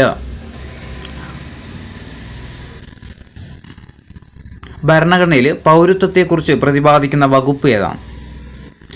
ഭരണഘടനയിൽ പൗരത്വത്തെക്കുറിച്ച് പ്രതിപാദിക്കുന്ന വകുപ്പ് എത്രയാ? 5 മുതൽ 11 വരെയാണ്. 5 മുതൽ 11 വരെ. 57 ഒരാളെ അറസ്റ്റ് ചെയ്താൽ 24 മണിക്കൂറിനുള്ളിൽ മജിസ്ട്രേറ്റിന് മുന്നിൽ ഹാജരാക്കണമെന്ന് അനുശാസിക്കുന്ന ഭരണഘടനാ അനുച്ഛേദം ഏതാണ്? ഒരാളെ അറസ്റ്റ് ചെയ്താൽ 24 മണിക്കൂറിനുള്ളിൽ മജിസ്ട്രേറ്റിന് മുന്നിൽ ഹാജരാക്കണം എന്ന് അനുശാസിക്കുന്ന ഭരണഘടനാ അനുച്ഛേദം ഏതാ? 22 ആണ്. 58 കരുതൽ തടങ്കലിനെ കുറിച്ച് പ്രതിപാദിക്കുന്ന ഇന്ത്യൻ ഭരണഘടനയിലെ വകുപ്പ് ഏതാണ്? കരുതൽ തടങ്കലിനെ കുറിച്ച് പ്രതിപാദിക്കുന്ന ഇന്ത്യൻ ഭരണഘടനയിലെ വകുപ്പ് ഏതാ? 22 തന്നെയാണ്. 59ാമത്തെ ചോദ്യം, നിയമത്തിന് മുന്നിൽ എല്ലാവരും തുല്യരാണ് എന്ന് പ്രസ്താവിക്കുന്ന ഭരണഘടനയിലെ വകുപ്പ് ഏതാണ്? നിയമത്തിന് മുന്നിൽ എല്ലാവരും തുല്യരാണെന്ന് പ്രസ്താവിക്കുന്ന ഭരണഘടനയിലെ വകുപ്പ് ഏതാ? ആർട്ടിക്കിൾ 14 ഇനി ബാലവേല നിരോധിക്കുന്നത് ഇന്ത്യൻ ഭരണഘടനയിലെ ഏത് അനുച്ഛേദ പ്രകാരമാണ്? ബാലവേല നിരോധിക്കുന്നത് ഇന്ത്യൻ ഭരണഘടനയിലെ ഏത് അനുച്ഛേദ പ്രകാരം? ആർട്ടിക്കിൾ 24 പ്രകാരമാണ്. 61 ഒരു വ്യക്തിയെ ഒരു കുറ്റത്തിന് ഒന്നിലധികം തവണ ശിക്ഷിക്കാൻ പാടില്ലെന്ന് അനുശാസിക്കുന്ന ഇന്ത്യൻ ഭരണഘടനയിലെ വകുപ്പ് ഏതാണ്? ഒരു വ്യക്തിയെ ഒരു കുറ്റത്തിന് ഒന്നിലധികം തവണ ശിക്ഷിക്കാൻ പാടില്ലെന്ന് അനുശാസിക്കുന്ന ഇന്ത്യൻ ഭരണഘടനയിലെ വകുപ്പ് ഏതാ? ആർട്ടിക്കിൾ 20 ആണ്.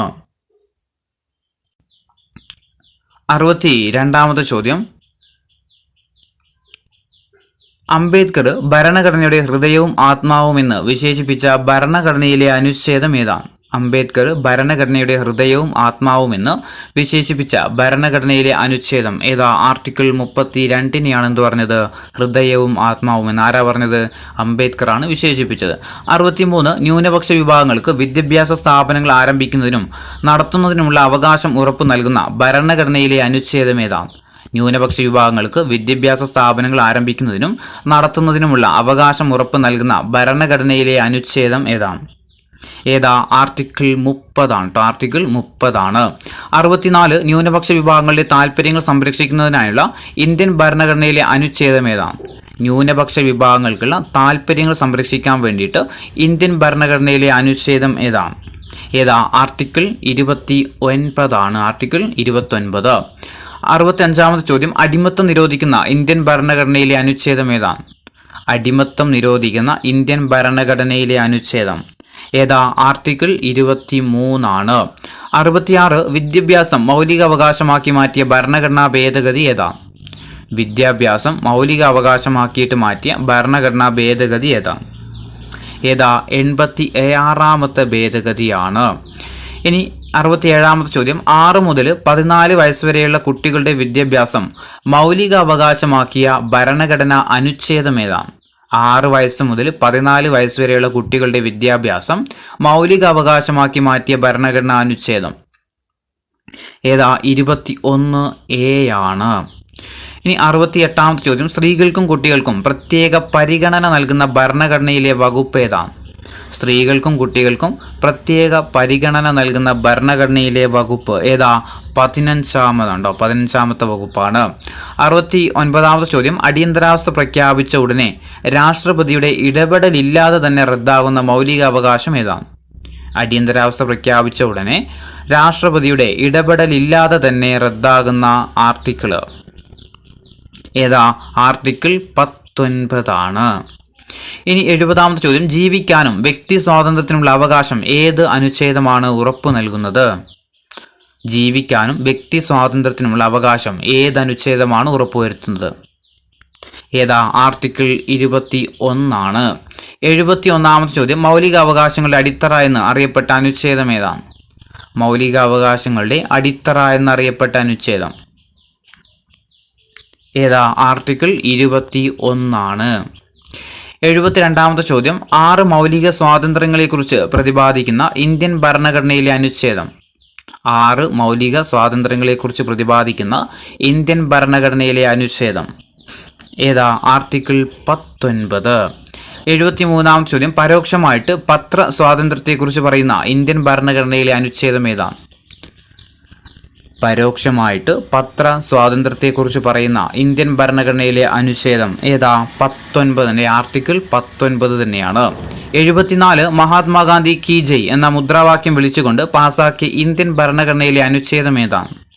മഹാത്മാഗാന്ധി കി ജയ് എന്ന മുദ്രാവാക്യം വിളിച്ചുകൊണ്ട് പാസാക്കിയ ഇന്ത്യൻ ഭരണഘടനയിലെ അനുച്ഛേദം ആർട്ടിക്കിൾ 17 അൺടച്ചബിലിറ്റിയെ കുറിച്ച് പറയുന്ന ആർട്ടിക്കിളാണ് മഹാത്മാഗാന്ധി കി ജയ് എന്ന മുദ്രാവാക്യം വിളിച്ചുകൊണ്ട് പാസാക്കിയത്. 75 മതം, ജാതി, വർഗം, ലിംഗം, ജന്മസ്ഥലം എന്നിവയുടെ അടിസ്ഥാനത്തിൽ ഒരു പൗരനോടും വിവേചനം പാടില്ല എന്ന് അനുശാസിക്കുന്ന ഭരണഘടനാ വകുപ്പ് ഏതാണ്?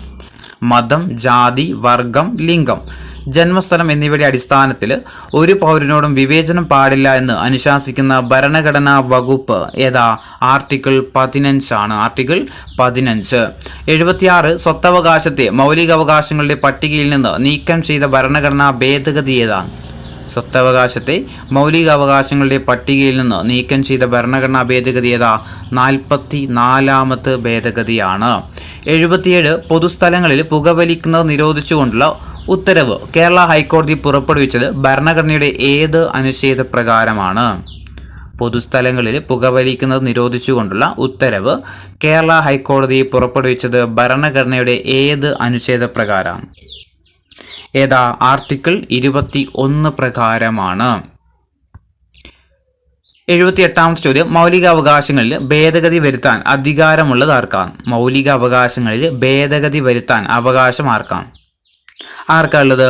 പാർലമെന്റിനാണ് കേട്ടോ. പാർലമെന്റിനാണ് അവകാശമുള്ളത്. 79 സ്വത്തവകാശത്തെക്കുറിച്ച് പ്രതിപാദിക്കുന്ന ഇന്ത്യൻ ഭരണഘടനയിലെ വകുപ്പ് ഏതാണ്?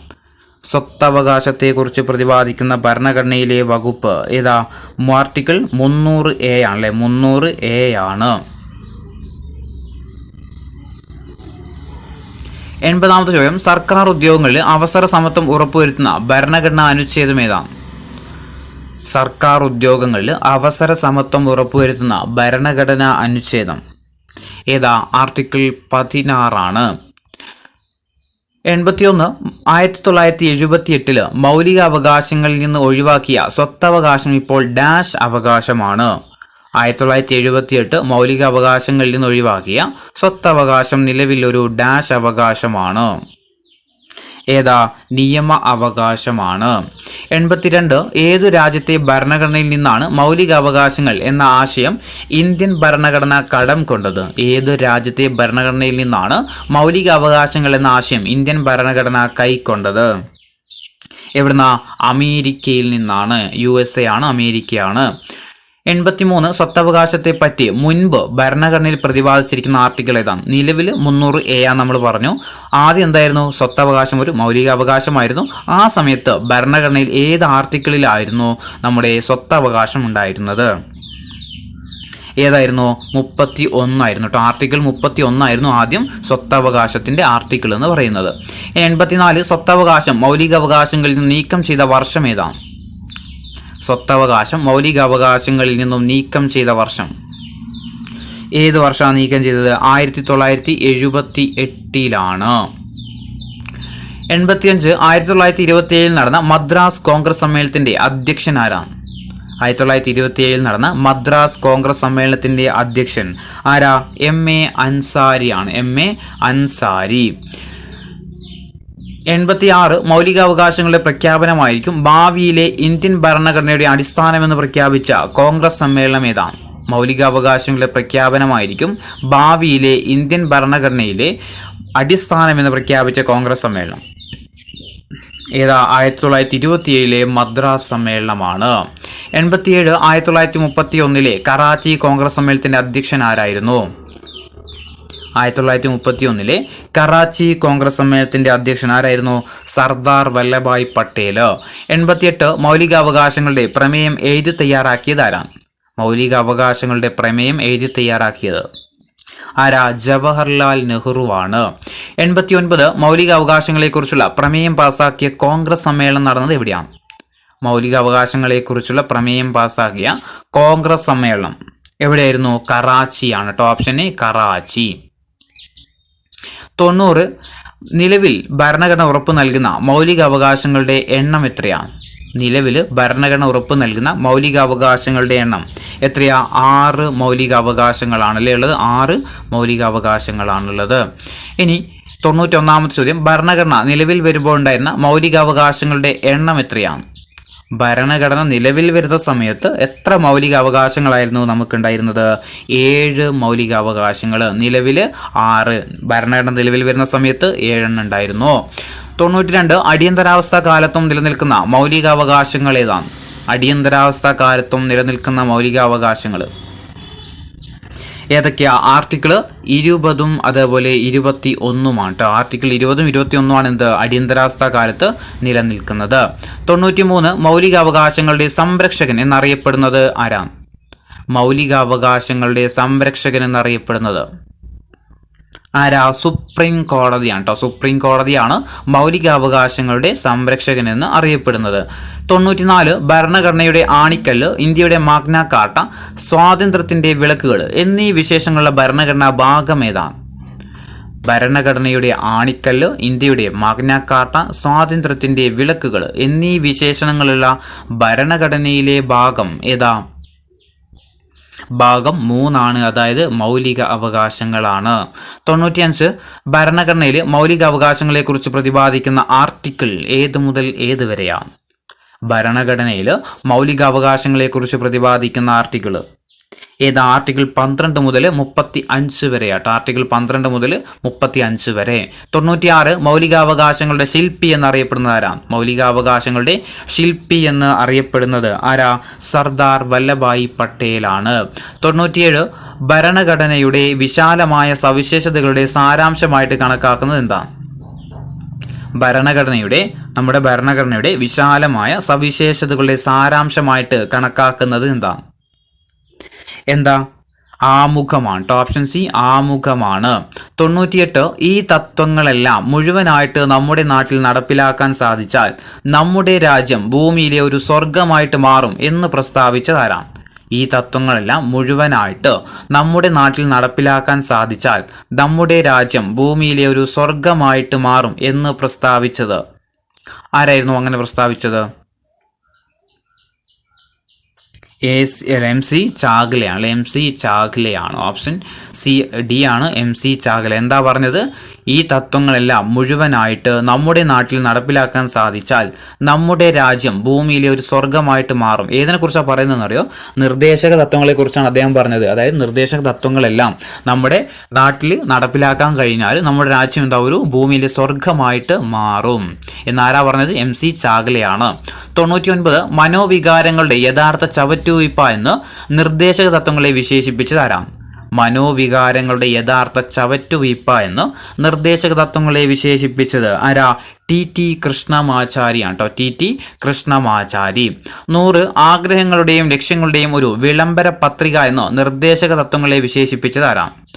ആഗ്രഹങ്ങളുടെയും ലക്ഷ്യങ്ങളുടെയും ഒരു വിളംബര പത്രിക എന്ന് നിർദ്ദേശക തത്വങ്ങളെ വിശേഷിപ്പിച്ചത് ആരാ? KC വെയർ ആണ് കേട്ടോ. KC wear. 101 ഒരു ബാങ്കിന്റെ സൗകര്യാനുസരണം നൽകാനാകുന്ന ചെക്ക് എന്ന് നിർദ്ദേശക തത്വങ്ങളെ വിശേഷിപ്പിച്ചത് ആരാണ്? ഒരു ബാങ്കിന്റെ സൗകര്യാനുസരണം നൽകാവുന്ന ഒരു ചെക്ക് എന്ന് നിർദ്ദേശക തത്വങ്ങളെ വിശേഷിപ്പിച്ചത് ആരാ? KT ഷായാണ് കേട്ടോ. Option B KT ഷായാണ്.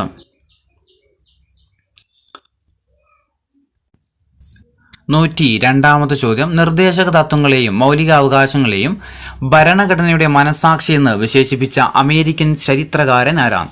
നിർദ്ദേശക തത്വങ്ങളെയും മൗലികാവകാശങ്ങളെയും ഭരണഘടനയുടെ മനസാക്ഷി എന്ന് വിശേഷിപ്പിച്ച അമേരിക്കൻ ചരിത്രകാരൻ ആരാ? ഗ്രാൻവില്ലെ ഓസ്റ്റിൻ ആണ് കേട്ടോ. ഗ്രാൻവില്ലെ ഓസ്റ്റിൻ ആണ്. 103 ഗാന്ധിജിയുടെ ക്ഷേമരാഷ്ട്ര സങ്കല്പങ്ങൾ ഉൾക്കൊള്ളിച്ചിരിക്കുന്ന ഭരണഘടനയിലെ ഭാഗം ഏതാണ്? ഗാന്ധിജിയുടെ ക്ഷേമരാഷ്ട്ര സങ്കല്പങ്ങൾ ഉൾക്കൊള്ളിച്ചിരിക്കുന്ന ഭരണഘടനയുടെ ഭാഗം ഏതാണ്? ഏതാ? 4ാം ഭാഗമായ നിർദ്ദേശക തത്വങ്ങളിലാണ്. 104 മാർഗനിർദ്ദേശക തത്വങ്ങൾ ആദ്യമായിട്ട് ഭരണഘടനയിൽ ഉൾപ്പെടുത്തിയ രാജ്യം ഏതാണ്? മാർഗനിർദ്ദേശക തത്വങ്ങൾ ആദ്യമായിട്ട് ഭരണഘടനയിൽ ഉൾപ്പെടുത്തിയ രാജ്യം ഏതാ?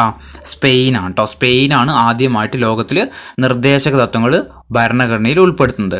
എന്നാൽ മാർഗനിർദ്ദേശക തത്വം എന്ന ആശയം ഇന്ത്യ കടം കൊണ്ടത് ഏത് രാജ്യത്തു നിന്നാണ്? മാർഗനിർദ്ദേശക തത്വം എന്ന ആശയം ഇന്ത്യ കടമെടുത്തത് ഏത് രാജ്യത്ത് നിന്നാണ്? എവിടുന്ന? ഇന്ത്യ കടമെടുത്തത് അയർലാൻഡിൽ നിന്നാണ് അല്ലെ. അയർലാൻഡിൽ നിന്നാണ് ഇന്ത്യ കടമെടുക്കുന്നത്. 106 ഭരണഘടനയിൽ മാർഗനിർദ്ദേശക തത്വങ്ങൾ ഉൾപ്പെടുന്ന വകുപ്പ് ഏതാണ്? ഭരണഘടനയിൽ മാർഗനിർദ്ദേശക തത്വങ്ങൾ ഉൾപ്പെടുന്ന വകുപ്പ് ഏതാ? ആർട്ടിക്കിൾ 36 മുതൽ 51 വരെയാണ്. 107 ഇന്ത്യൻ ഭരണഘടനയിൽ മാർഗനിർദ്ദേശങ്ങൾ തത്വങ്ങൾ ഉൾപ്പെടുന്ന ഭാഗം ഏതാണ്? ഇന്ത്യൻ ഭരണഘടനയിൽ മാർഗനിർദ്ദേശക തത്വങ്ങൾ ഉൾപ്പെടുന്ന ഭാഗം ഏത് ഭാഗത്താ? ഭാഗം 4 ഏത്? നിർദ്ദേശക തത്വങ്ങൾ. 108 ഏത് പ്രധാനമന്ത്രിയുടെ കാലത്താണ് മൗലിക കടമകൾ ഭരണഘടനയിൽ ഉൾപ്പെടുത്തിയത്? ഏത് പ്രധാനമന്ത്രിയുടെ കാലത്താണ് മൗലിക കടമകൾ ഭരണഘടനയിൽ ഉൾപ്പെടുത്തിയത്? ഏതാ? ഇന്ദിരാഗാന്ധിയുടെ കാലത്താണ്. 109 ഭരണഘടനയുടെ ഏത് ഭാഗത്താണ് മൗലിക കടമകൾ ഉൾപ്പെടുത്തിയിരിക്കുന്നത്? ഭരണഘടനയുടെ ഏത് ഭാഗത്താണ് മൗലിക കടമകൾ ഉൾപ്പെടുത്തിയിരിക്കുന്നത്? ഏത് ഭാഗത്താ? ഭാഗം 4A-യിലാണ് കേട്ടോ. 4A-യിലാണ്. 110 ചോദ്യം, മൗലിക കടമകൾ എന്ന ആശയം ഇന്ത്യ സ്വീകരിച്ചത് ഏത് രാജ്യത്തിന്റെ ഭരണഘടനയിൽ നിന്നാണ്? മൗലിക കടമകൾ എന്ന ആശയം ഇന്ത്യ സ്വീകരിച്ചത് ഏത് രാജ്യത്തിന്റെ ഭരണഘടനയിൽ നിന്നാണ്? എവിടുന്ന? റഷ്യയാണ്. ഓപ്ഷൻ ഡി, റഷ്യയുടെ ഭരണഘടനയിൽ നിന്നാണ്. 111 ഇന്ത്യൻ ഭരണഘടന പ്രകാരം ഒരു പൗരന് എത്ര മൗലിക ചുമതലകളാണുള്ളത്? ഇന്ത്യൻ ഭരണഘടന പ്രകാരം ഒരു പൗരന് എത്ര മൗലിക ചുമതലകളാണുള്ളത്? എത്രയാ? 11 മൗലിക ചുമതലകളാണുള്ളത്. 112 ചോദ്യം, 1976 42-ാം ഭരണഘടനാ ഭേദഗതി വഴി എത്ര മൗലിക കടമകളാണ് ഇന്ത്യൻ ഭരണഘടനയിൽ കൂട്ടിച്ചേർത്തത്? 1976 42-ാം ഭരണഘടനാ ഭേദഗതി വഴി എത്ര മൗലിക കടമകളാണ് ഇന്ത്യൻ ഭരണഘടനയിൽ കൂട്ടിച്ചേർത്തത്? എത്രയാ? 10 മൗലിക കടമകളാണ് കൂട്ടിച്ചേർത്തത്. 113 ചോദ്യം, മൗലിക കടമകൾ ഇന്ത്യൻ ഭരണഘടനയിൽ ഉൾപ്പെടുത്തിയ ഭേദഗതി ഏതാ? മൗലിക കടമകൾ ഇന്ത്യൻ ഭരണഘടനയിൽ ഉൾപ്പെടുത്തിയ ഭേദഗതി ഏതാ? 42-ാം ഭേദഗതിയിലൂടെയാണ് ഏത് മൗലിക കടമകൾ ഇന്ത്യൻ ഭരണഘടനയിൽ കൂട്ടിച്ചേർക്കുന്നത്. 114 മൗലിക കടമകൾ ഇന്ത്യൻ ഭരണഘടനയിൽ ഉൾപ്പെടുത്തിയ വർഷം ഏതാ? മൗലിക കടമകൾ ഇന്ത്യൻ ഭരണഘടനയിൽ ഉൾപ്പെടുത്തിയ വർഷം ഏതാ? 1976-ലാണ്.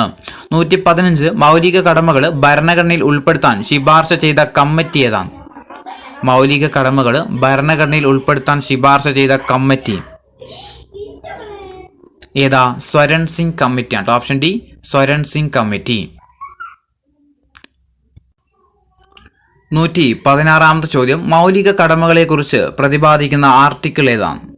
മൗലിക കടമകളെക്കുറിച്ച് പ്രതിപാദിക്കുന്ന ആർട്ടിക്കിൾ ഏതാ? ആർട്ടിക്കിൾ 51A ആണ്. ആർട്ടിക്കിൾ 51A ആണ്. 117 ഏത് ഭരണഘടനാ ഭേദഗതി പ്രകാരമാണ് ക്യാബിനറ്റ് എന്ന പദം ആർട്ടിക്കിൾ 352-ൽ കൂട്ടിച്ചേർത്തത്? ഏത് ഭരണഘടനാ ഭേദഗതി പ്രകാരമാണ് ക്യാബിനറ്റ് എന്ന പദം ആർട്ടിക്കിൾ 352-ൽ കൂട്ടിച്ചേർത്തത്? ഏതാ? 44-ാം ഭേദഗതി പ്രകാരമാണ് ആർട്ടിക്കിൾ 352-ൽ ക്യാബിനറ്റ് എന്ന പദം കൂട്ടിച്ചേർക്കുന്നത്. 118 42-ാം ഭരണഘടനാ ഭേദഗതി വരുത്തിയത് ഏത് കമ്മിറ്റിയുടെ ശുപാർശ പ്രകാരം? 42-ാം ഭരണഘടനാ ഭേദഗതി വരുത്തിയത് ഏത് കമ്മിറ്റിയുടെ ശുപാർശ പ്രകാരം? ഏതാ? സ്വരൺ സിംഗ് കമ്മിറ്റിയാണ്. Swaran Singh committee. Option A, Swaran Singh committee. 119 mini constitution എന്നറിയപ്പെടുന്ന ഭരണഘടനാ ഭേദഗതി ഏതാണ്? മിനി കോൺസ്റ്റിറ്റ്യൂഷൻ എന്നറിയപ്പെടുന്ന ഭരണഘടനാ ഭേദഗതി ഏതാ? 42-ാം ഭേദഗതിയാണ്. 120 ആർട്ടിക്കിൾ 243 മുതൽ 243 വരെയുള്ള ഭാഗം 9-ൽ കൂട്ടിച്ചേർത്തത് ഏത് ഭരണഘടനാ ഭേദഗതി പ്രകാരമാണ്? ആർട്ടിക്കിൾ 243 മുതൽ 243 വരെ ഭാഗം 9-ൽ കൂട്ടിച്ചേർത്തത് ഏത് ഭരണഘടനാ ഭേദഗതി പ്രകാരം? ഏത് ഭരണഘടനാ ഭേദഗതി പ്രകാരം? 73-ാം ഭേദഗതി പ്രകാരമാണ്. 121 11-ാമത് മൗലിക കടമ ഭരണഘടനയിൽ കൂട്ടിച്ചേർത്തത് ഏത് ഭരണഘടനാ ഭേദഗതിയിലൂടെയാണ്?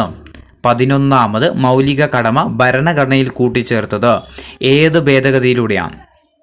ഏതാ? 86-ാം ഭേദഗതിയിലൂടെയാണ്. Option C, 86-ാമത് ഭേദഗതിയിലൂടെയാണ്. 122 കേന്ദ്ര സംസ്ഥാന മന്ത്രിമാരുടെ എണ്ണം അധോസഭയുടെ 15% കൂടാൻ പാടില്ലെന്ന് വ്യവസ്ഥ ചെയ്യുന്ന ഭേദഗതി ഏതാ? കേന്ദ്ര സംസ്ഥാന മന്ത്രിമാരുടെ എണ്ണം അധോസഭയുടെ 15% കൂടാൻ പാടില്ലെന്ന് വ്യവസ്ഥ ചെയ്യുന്ന ഭേദഗതി എത്രയാ? 91-ാം ഭേദഗതി പ്രകാരമാണ്. 123 മൗലിക കടമകൾ ഭരണഘടനയിൽ ഉൾപ്പെടുത്തിയ ഭരണഘടനാ ഭേദഗതി ഏതാ? മൗലിക കടമകൾ ഭരണഘടനയിൽ ഉൾപ്പെടുത്തിയ ഭരണഘടനാ ഭേദഗതി ഏതാ? നമ്മൾ പറഞ്ഞു, 42-ാം ഭേദഗതി പ്രകാരമാണ്. 124-ാമത്തെ ചോദ്യം, കൂറുമാറ്റ നിരോധന നിയമം വഴി അയോഗ്യനാക്കപ്പെടുന്ന പ്രതിനിധികളെ അയോഗ്യതയുടെ കാലാവധി അവസാനിക്കുന്നതുവരെ മന്ത്രിയായിട്ട് നിയമിക്കാൻ പാടില്ലെന്ന് വ്യവസ്ഥ ചെയ്യുന്ന ഭേദഗതി ഏതാണ്? കൂറുമാറ്റ നിരോധന നിയമം വഴി അയോഗ്യനാക്കപ്പെടുന്ന പ്രതിനിധികളെ അയോഗ്യതയുടെ കാലാവധി അവസാനിക്കുന്നതുവരെ മന്ത്രിയായിട്ട് നിയമിക്കാൻ പാടില്ലെന്ന് വ്യവസ്ഥ ചെയ്യുന്ന ഭേദഗതി ഏതാ? 91 ഭേദഗതിയാണ്. Option C 91 ഭേദഗതിയാണ്. 125 12ാം പട്ടിക ഭരണഘടനയിൽ കൂട്ടിച്ചേർക്കുന്നതിനായിട്ട് നടപ്പിലാക്കിയ ഭേദഗതി ഏതാണ്? 12ാം പട്ടിക ഭരണഘടനയിൽ കൂട്ടിച്ചേർക്കുന്നതിനായിട്ട് നടപ്പിലാക്കിയ ഭരണഘടനാ ഭേദഗതി ഏതാ? 74 ഭേദഗതിയാണ്. 74 ഭേദഗതിയാണ്. 126 73 ഭേദഗതി പ്രകാരം ഇന്ത്യൻ ഭരണഘടനയിൽ കൂട്ടിച്ചേർത്ത പട്ടിക ഏതാണ്? 73 ഭേദഗതി പ്രകാരം ഇന്ത്യൻ ഭരണഘടനയിൽ കൂട്ടിച്ചേർത്ത പട്ടിക ഏതാ? 11ാമത്തെ പട്ടിക കേട്ടോ. 11ാം പട്ടികയാണ് 73 ഭേദഗതി പ്രകാരം ഇന്ത്യൻ ഭരണഘടനയിൽ കൂട്ടിച്ചേർക്കുന്നത്. 127ാമത്തെ ചോദ്യം, നഗരപാലികാ നിയമം എന്നറിയപ്പെടുന്ന ഭരണഘടനാ ഭേദഗതി ഏതാണ്? നഗരപാലികാ നിയമം എന്നറിയപ്പെടുന്ന ഭരണഘടനാ ഭേദഗതി ഏതാ? 74ാമത് ഭേദഗതിയാണ്. 128 പഞ്ചായത്തി രാജിന് ഭരണഘടനാ സാധുത നൽകിയ ഭേദഗതി ഏതാണ്? പഞ്ചായത്തി രാജിന് ഭരണഘടനാ സാധുത നൽകുന്ന ഭേദഗതി ഏതാ? 73 ഭേദഗതിയാണ്. 129 6 വയസ്സ് മുതൽ 14 വയസ്സ് വരെയുള്ള കുട്ടികൾക്ക് സൗജന്യ വിദ്യാഭ്യാസം മൗലിക അവകാശമാക്കി മാറ്റിയ ഭരണഘടനാ ഭേദഗതി ഏതാണ്? 6 വയസ്സ് മുതൽ 14 വയസ്സ് വരെയുള്ള കുട്ടികൾക്ക് സൗജന്യ വിദ്യാഭ്യാസം മൗലിക അവകാശമാക്കിയിട്ട് മാറ്റിയ ഭരണഘടനാ ഭേദഗതി ഏതാ? 86 ഭേദഗതിയാണ്. 130 പാർലമെന്റ്, സംസ്ഥാന നിയമസഭാംഗങ്ങൾ എന്നിവയുടെ അയോഗ്യതയെക്കുറിച്ച് പ്രതിപാദിക്കുന്ന ഭരണഘടനാ ഭേദഗതി ഏതാണ്? പാർലമെന്റ്, സംസ്ഥാന നിയമസഭാംഗങ്ങൾ എന്നിവരുടെ അയോഗ്യതയെക്കുറിച്ച് പ്രതിപാദിക്കുന്ന ഭരണഘടനാ ഭേദഗതി ഏതാ? 52 ഭേദഗതിയാണ്. 52 ഭേദഗതിയാണ്. 131 അടിയന്തരാവസ്ഥ സമയത്ത് പോലും ആർട്ടിക്കിൾ 20ഉം 21 റദ്ദ് ചെയ്യാൻ കഴിയില്ല എന്ന് വ്യവസ്ഥ ചെയ്യുന്ന ഭേദഗതി ഏതാണ്? അടിയന്തരാവസ്ഥ സമയത്ത് പോലും ആർട്ടിക്കിൾ 20, 21 എന്നിവ റദ്ദ് ചെയ്യാൻ കഴിയില്ല എന്ന് വ്യവസ്ഥ ചെയ്യുന്ന ഭേദഗതി ഏതാ? 44 ഭേദഗതിയാണ്. 132 സോഷ്യൽ ജസ്റ്റിസ് ബെഞ്ച് പ്രവർത്തനം ആരംഭിച്ചതെന്നാണ്. സോഷ്യൽ ജസ്റ്റിസ് ബെഞ്ച് പ്രവർത്തനം ആരംഭിച്ചത് എന്ന് മുതലായിരുന്നു? 2014 ഡിസംബർ 12 മുതലാണ്. 2014 ഡിസംബർ 12 മുതലാണ്. 133 ചോദ്യം, സാമൂഹ്യനീതി 133 ചോദ്യം, സാമൂഹ്യനീതിയുമായി ബന്ധപ്പെട്ട വിഷയങ്ങൾ കൈകാര്യം ചെയ്യാൻ സുപ്രീം കോടതിയിൽ നിയമിക്കപ്പെട്ട ബെഞ്ച് ഏതാണ്? സാമൂഹ്യനീതിയുമായി ബന്ധപ്പെട്ട വിഷയങ്ങൾ കൈകാര്യം ചെയ്യാൻ വേണ്ടിയിട്ട് സുപ്രീം കോടതിയിൽ നിയമിക്കപ്പെട്ട ബെഞ്ച് ഏതാ? സോഷ്യൽ ജസ്റ്റിസ് ബെഞ്ച് അല്ലെ? സോഷ്യൽ ജസ്റ്റിസ് ബെഞ്ചാണ്. 134 ചോദ്യം, അഴിമതി തുറന്നു കാട്ടുന്നവരെ സംരക്ഷിക്കാൻ വേണ്ടിയിട്ട് ഇന്ത്യൻ പാർലമെന്റിൽ പാസാക്കിയ നിയമം ഏതാണ്? അഴിമതി തുറന്നു കാട്ടുന്നവരെ സംരക്ഷിക്കാൻ വേണ്ടിയിട്ട് ഇന്ത്യൻ പാർലമെന്റ് പാസാക്കിയ നിയമം ഏതാ? സിവിൽ ബ്ലോവേഴ്സ് ആക്ട് ആണ് കേട്ടോ. Civil blowers act. 135 GST bill പാസാക്കിയ 16ാമത്തെ സംസ്ഥാനം ഏതാണ്? GST ബില്ല് പാസാക്കിയ 16ാമത്തെ സംസ്ഥാനം ഏതാ? ഒഡീഷ കേട്ടോ. ഒഡീഷയാണ് 16ാമത്തെ സംസ്ഥാനം. GST ബില്ല് പാസാക്കിയ 2ാമത്തെ സംസ്ഥാനം ഏതാണ്? GST ബില്ല് പാസാക്കിയ 2ാമത്തെ സംസ്ഥാനം ഏതാ? 2ാം സംസ്ഥാനം ബീഹാർ ആണ് കേട്ടോ. ബീഹാർ ആണ് GST പാസാക്കിയ 2ാമത്തെ സംസ്ഥാനം. 1ാമത്തെ സംസ്ഥാനം ഏതാ? അത് ആസാമാണ്. 1ാമത്തെ സംസ്ഥാനം ആസാം, 2 ബീഹാർ, 16 ഒഡീഷ. 137ാമത്തെ ചോദ്യം, GST ബില്ല് നിലവിൽ വന്നതെന്നാ? GST ബില്ല് നിലവിൽ വന്ന തീയതി എന്നാ? 2017 ജൂലൈ 1 കേട്ടോ. 2017 ജൂലൈ 1 GST ബില്ല് നിലവിൽ വരുന്നത്.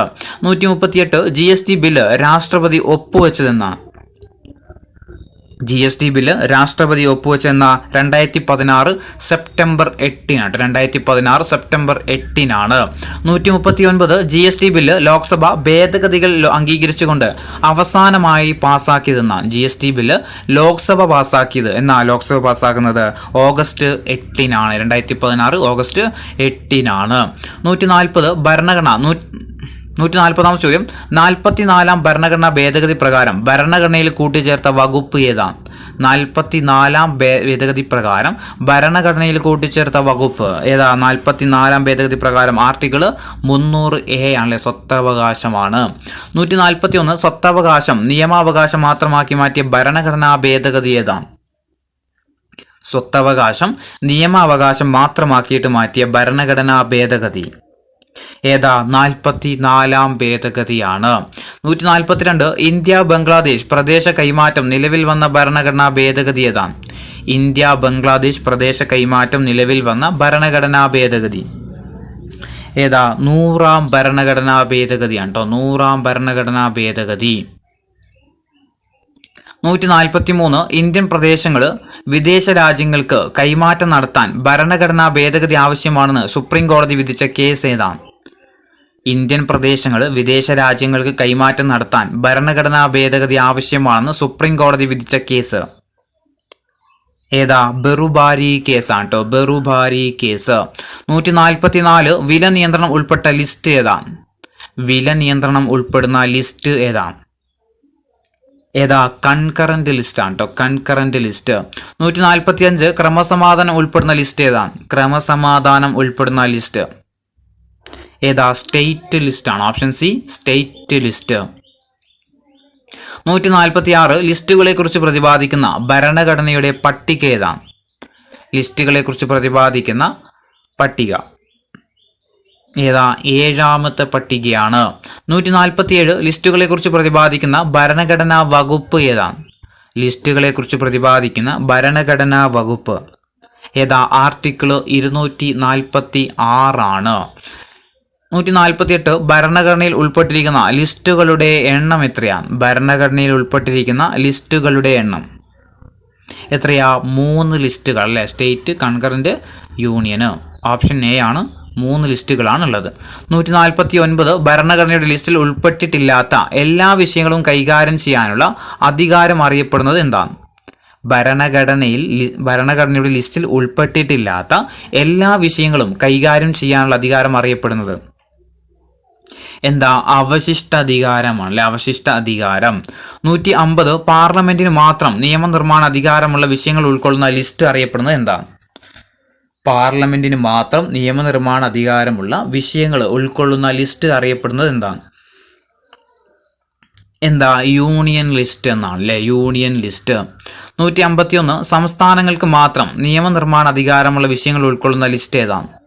സംസ്ഥാനങ്ങൾക്ക് മാത്രം നിയമനിർമ്മാണ അധികാരമുള്ള വിഷയങ്ങൾ ഉൾക്കൊള്ളുന്ന ലിസ്റ്റ് ഏതാ? സ്റ്റേറ്റ് ലിസ്റ്റ് ആണ്, ഓപ്ഷൻ ബി സ്റ്റേറ്റ് ലിസ്റ്റ്.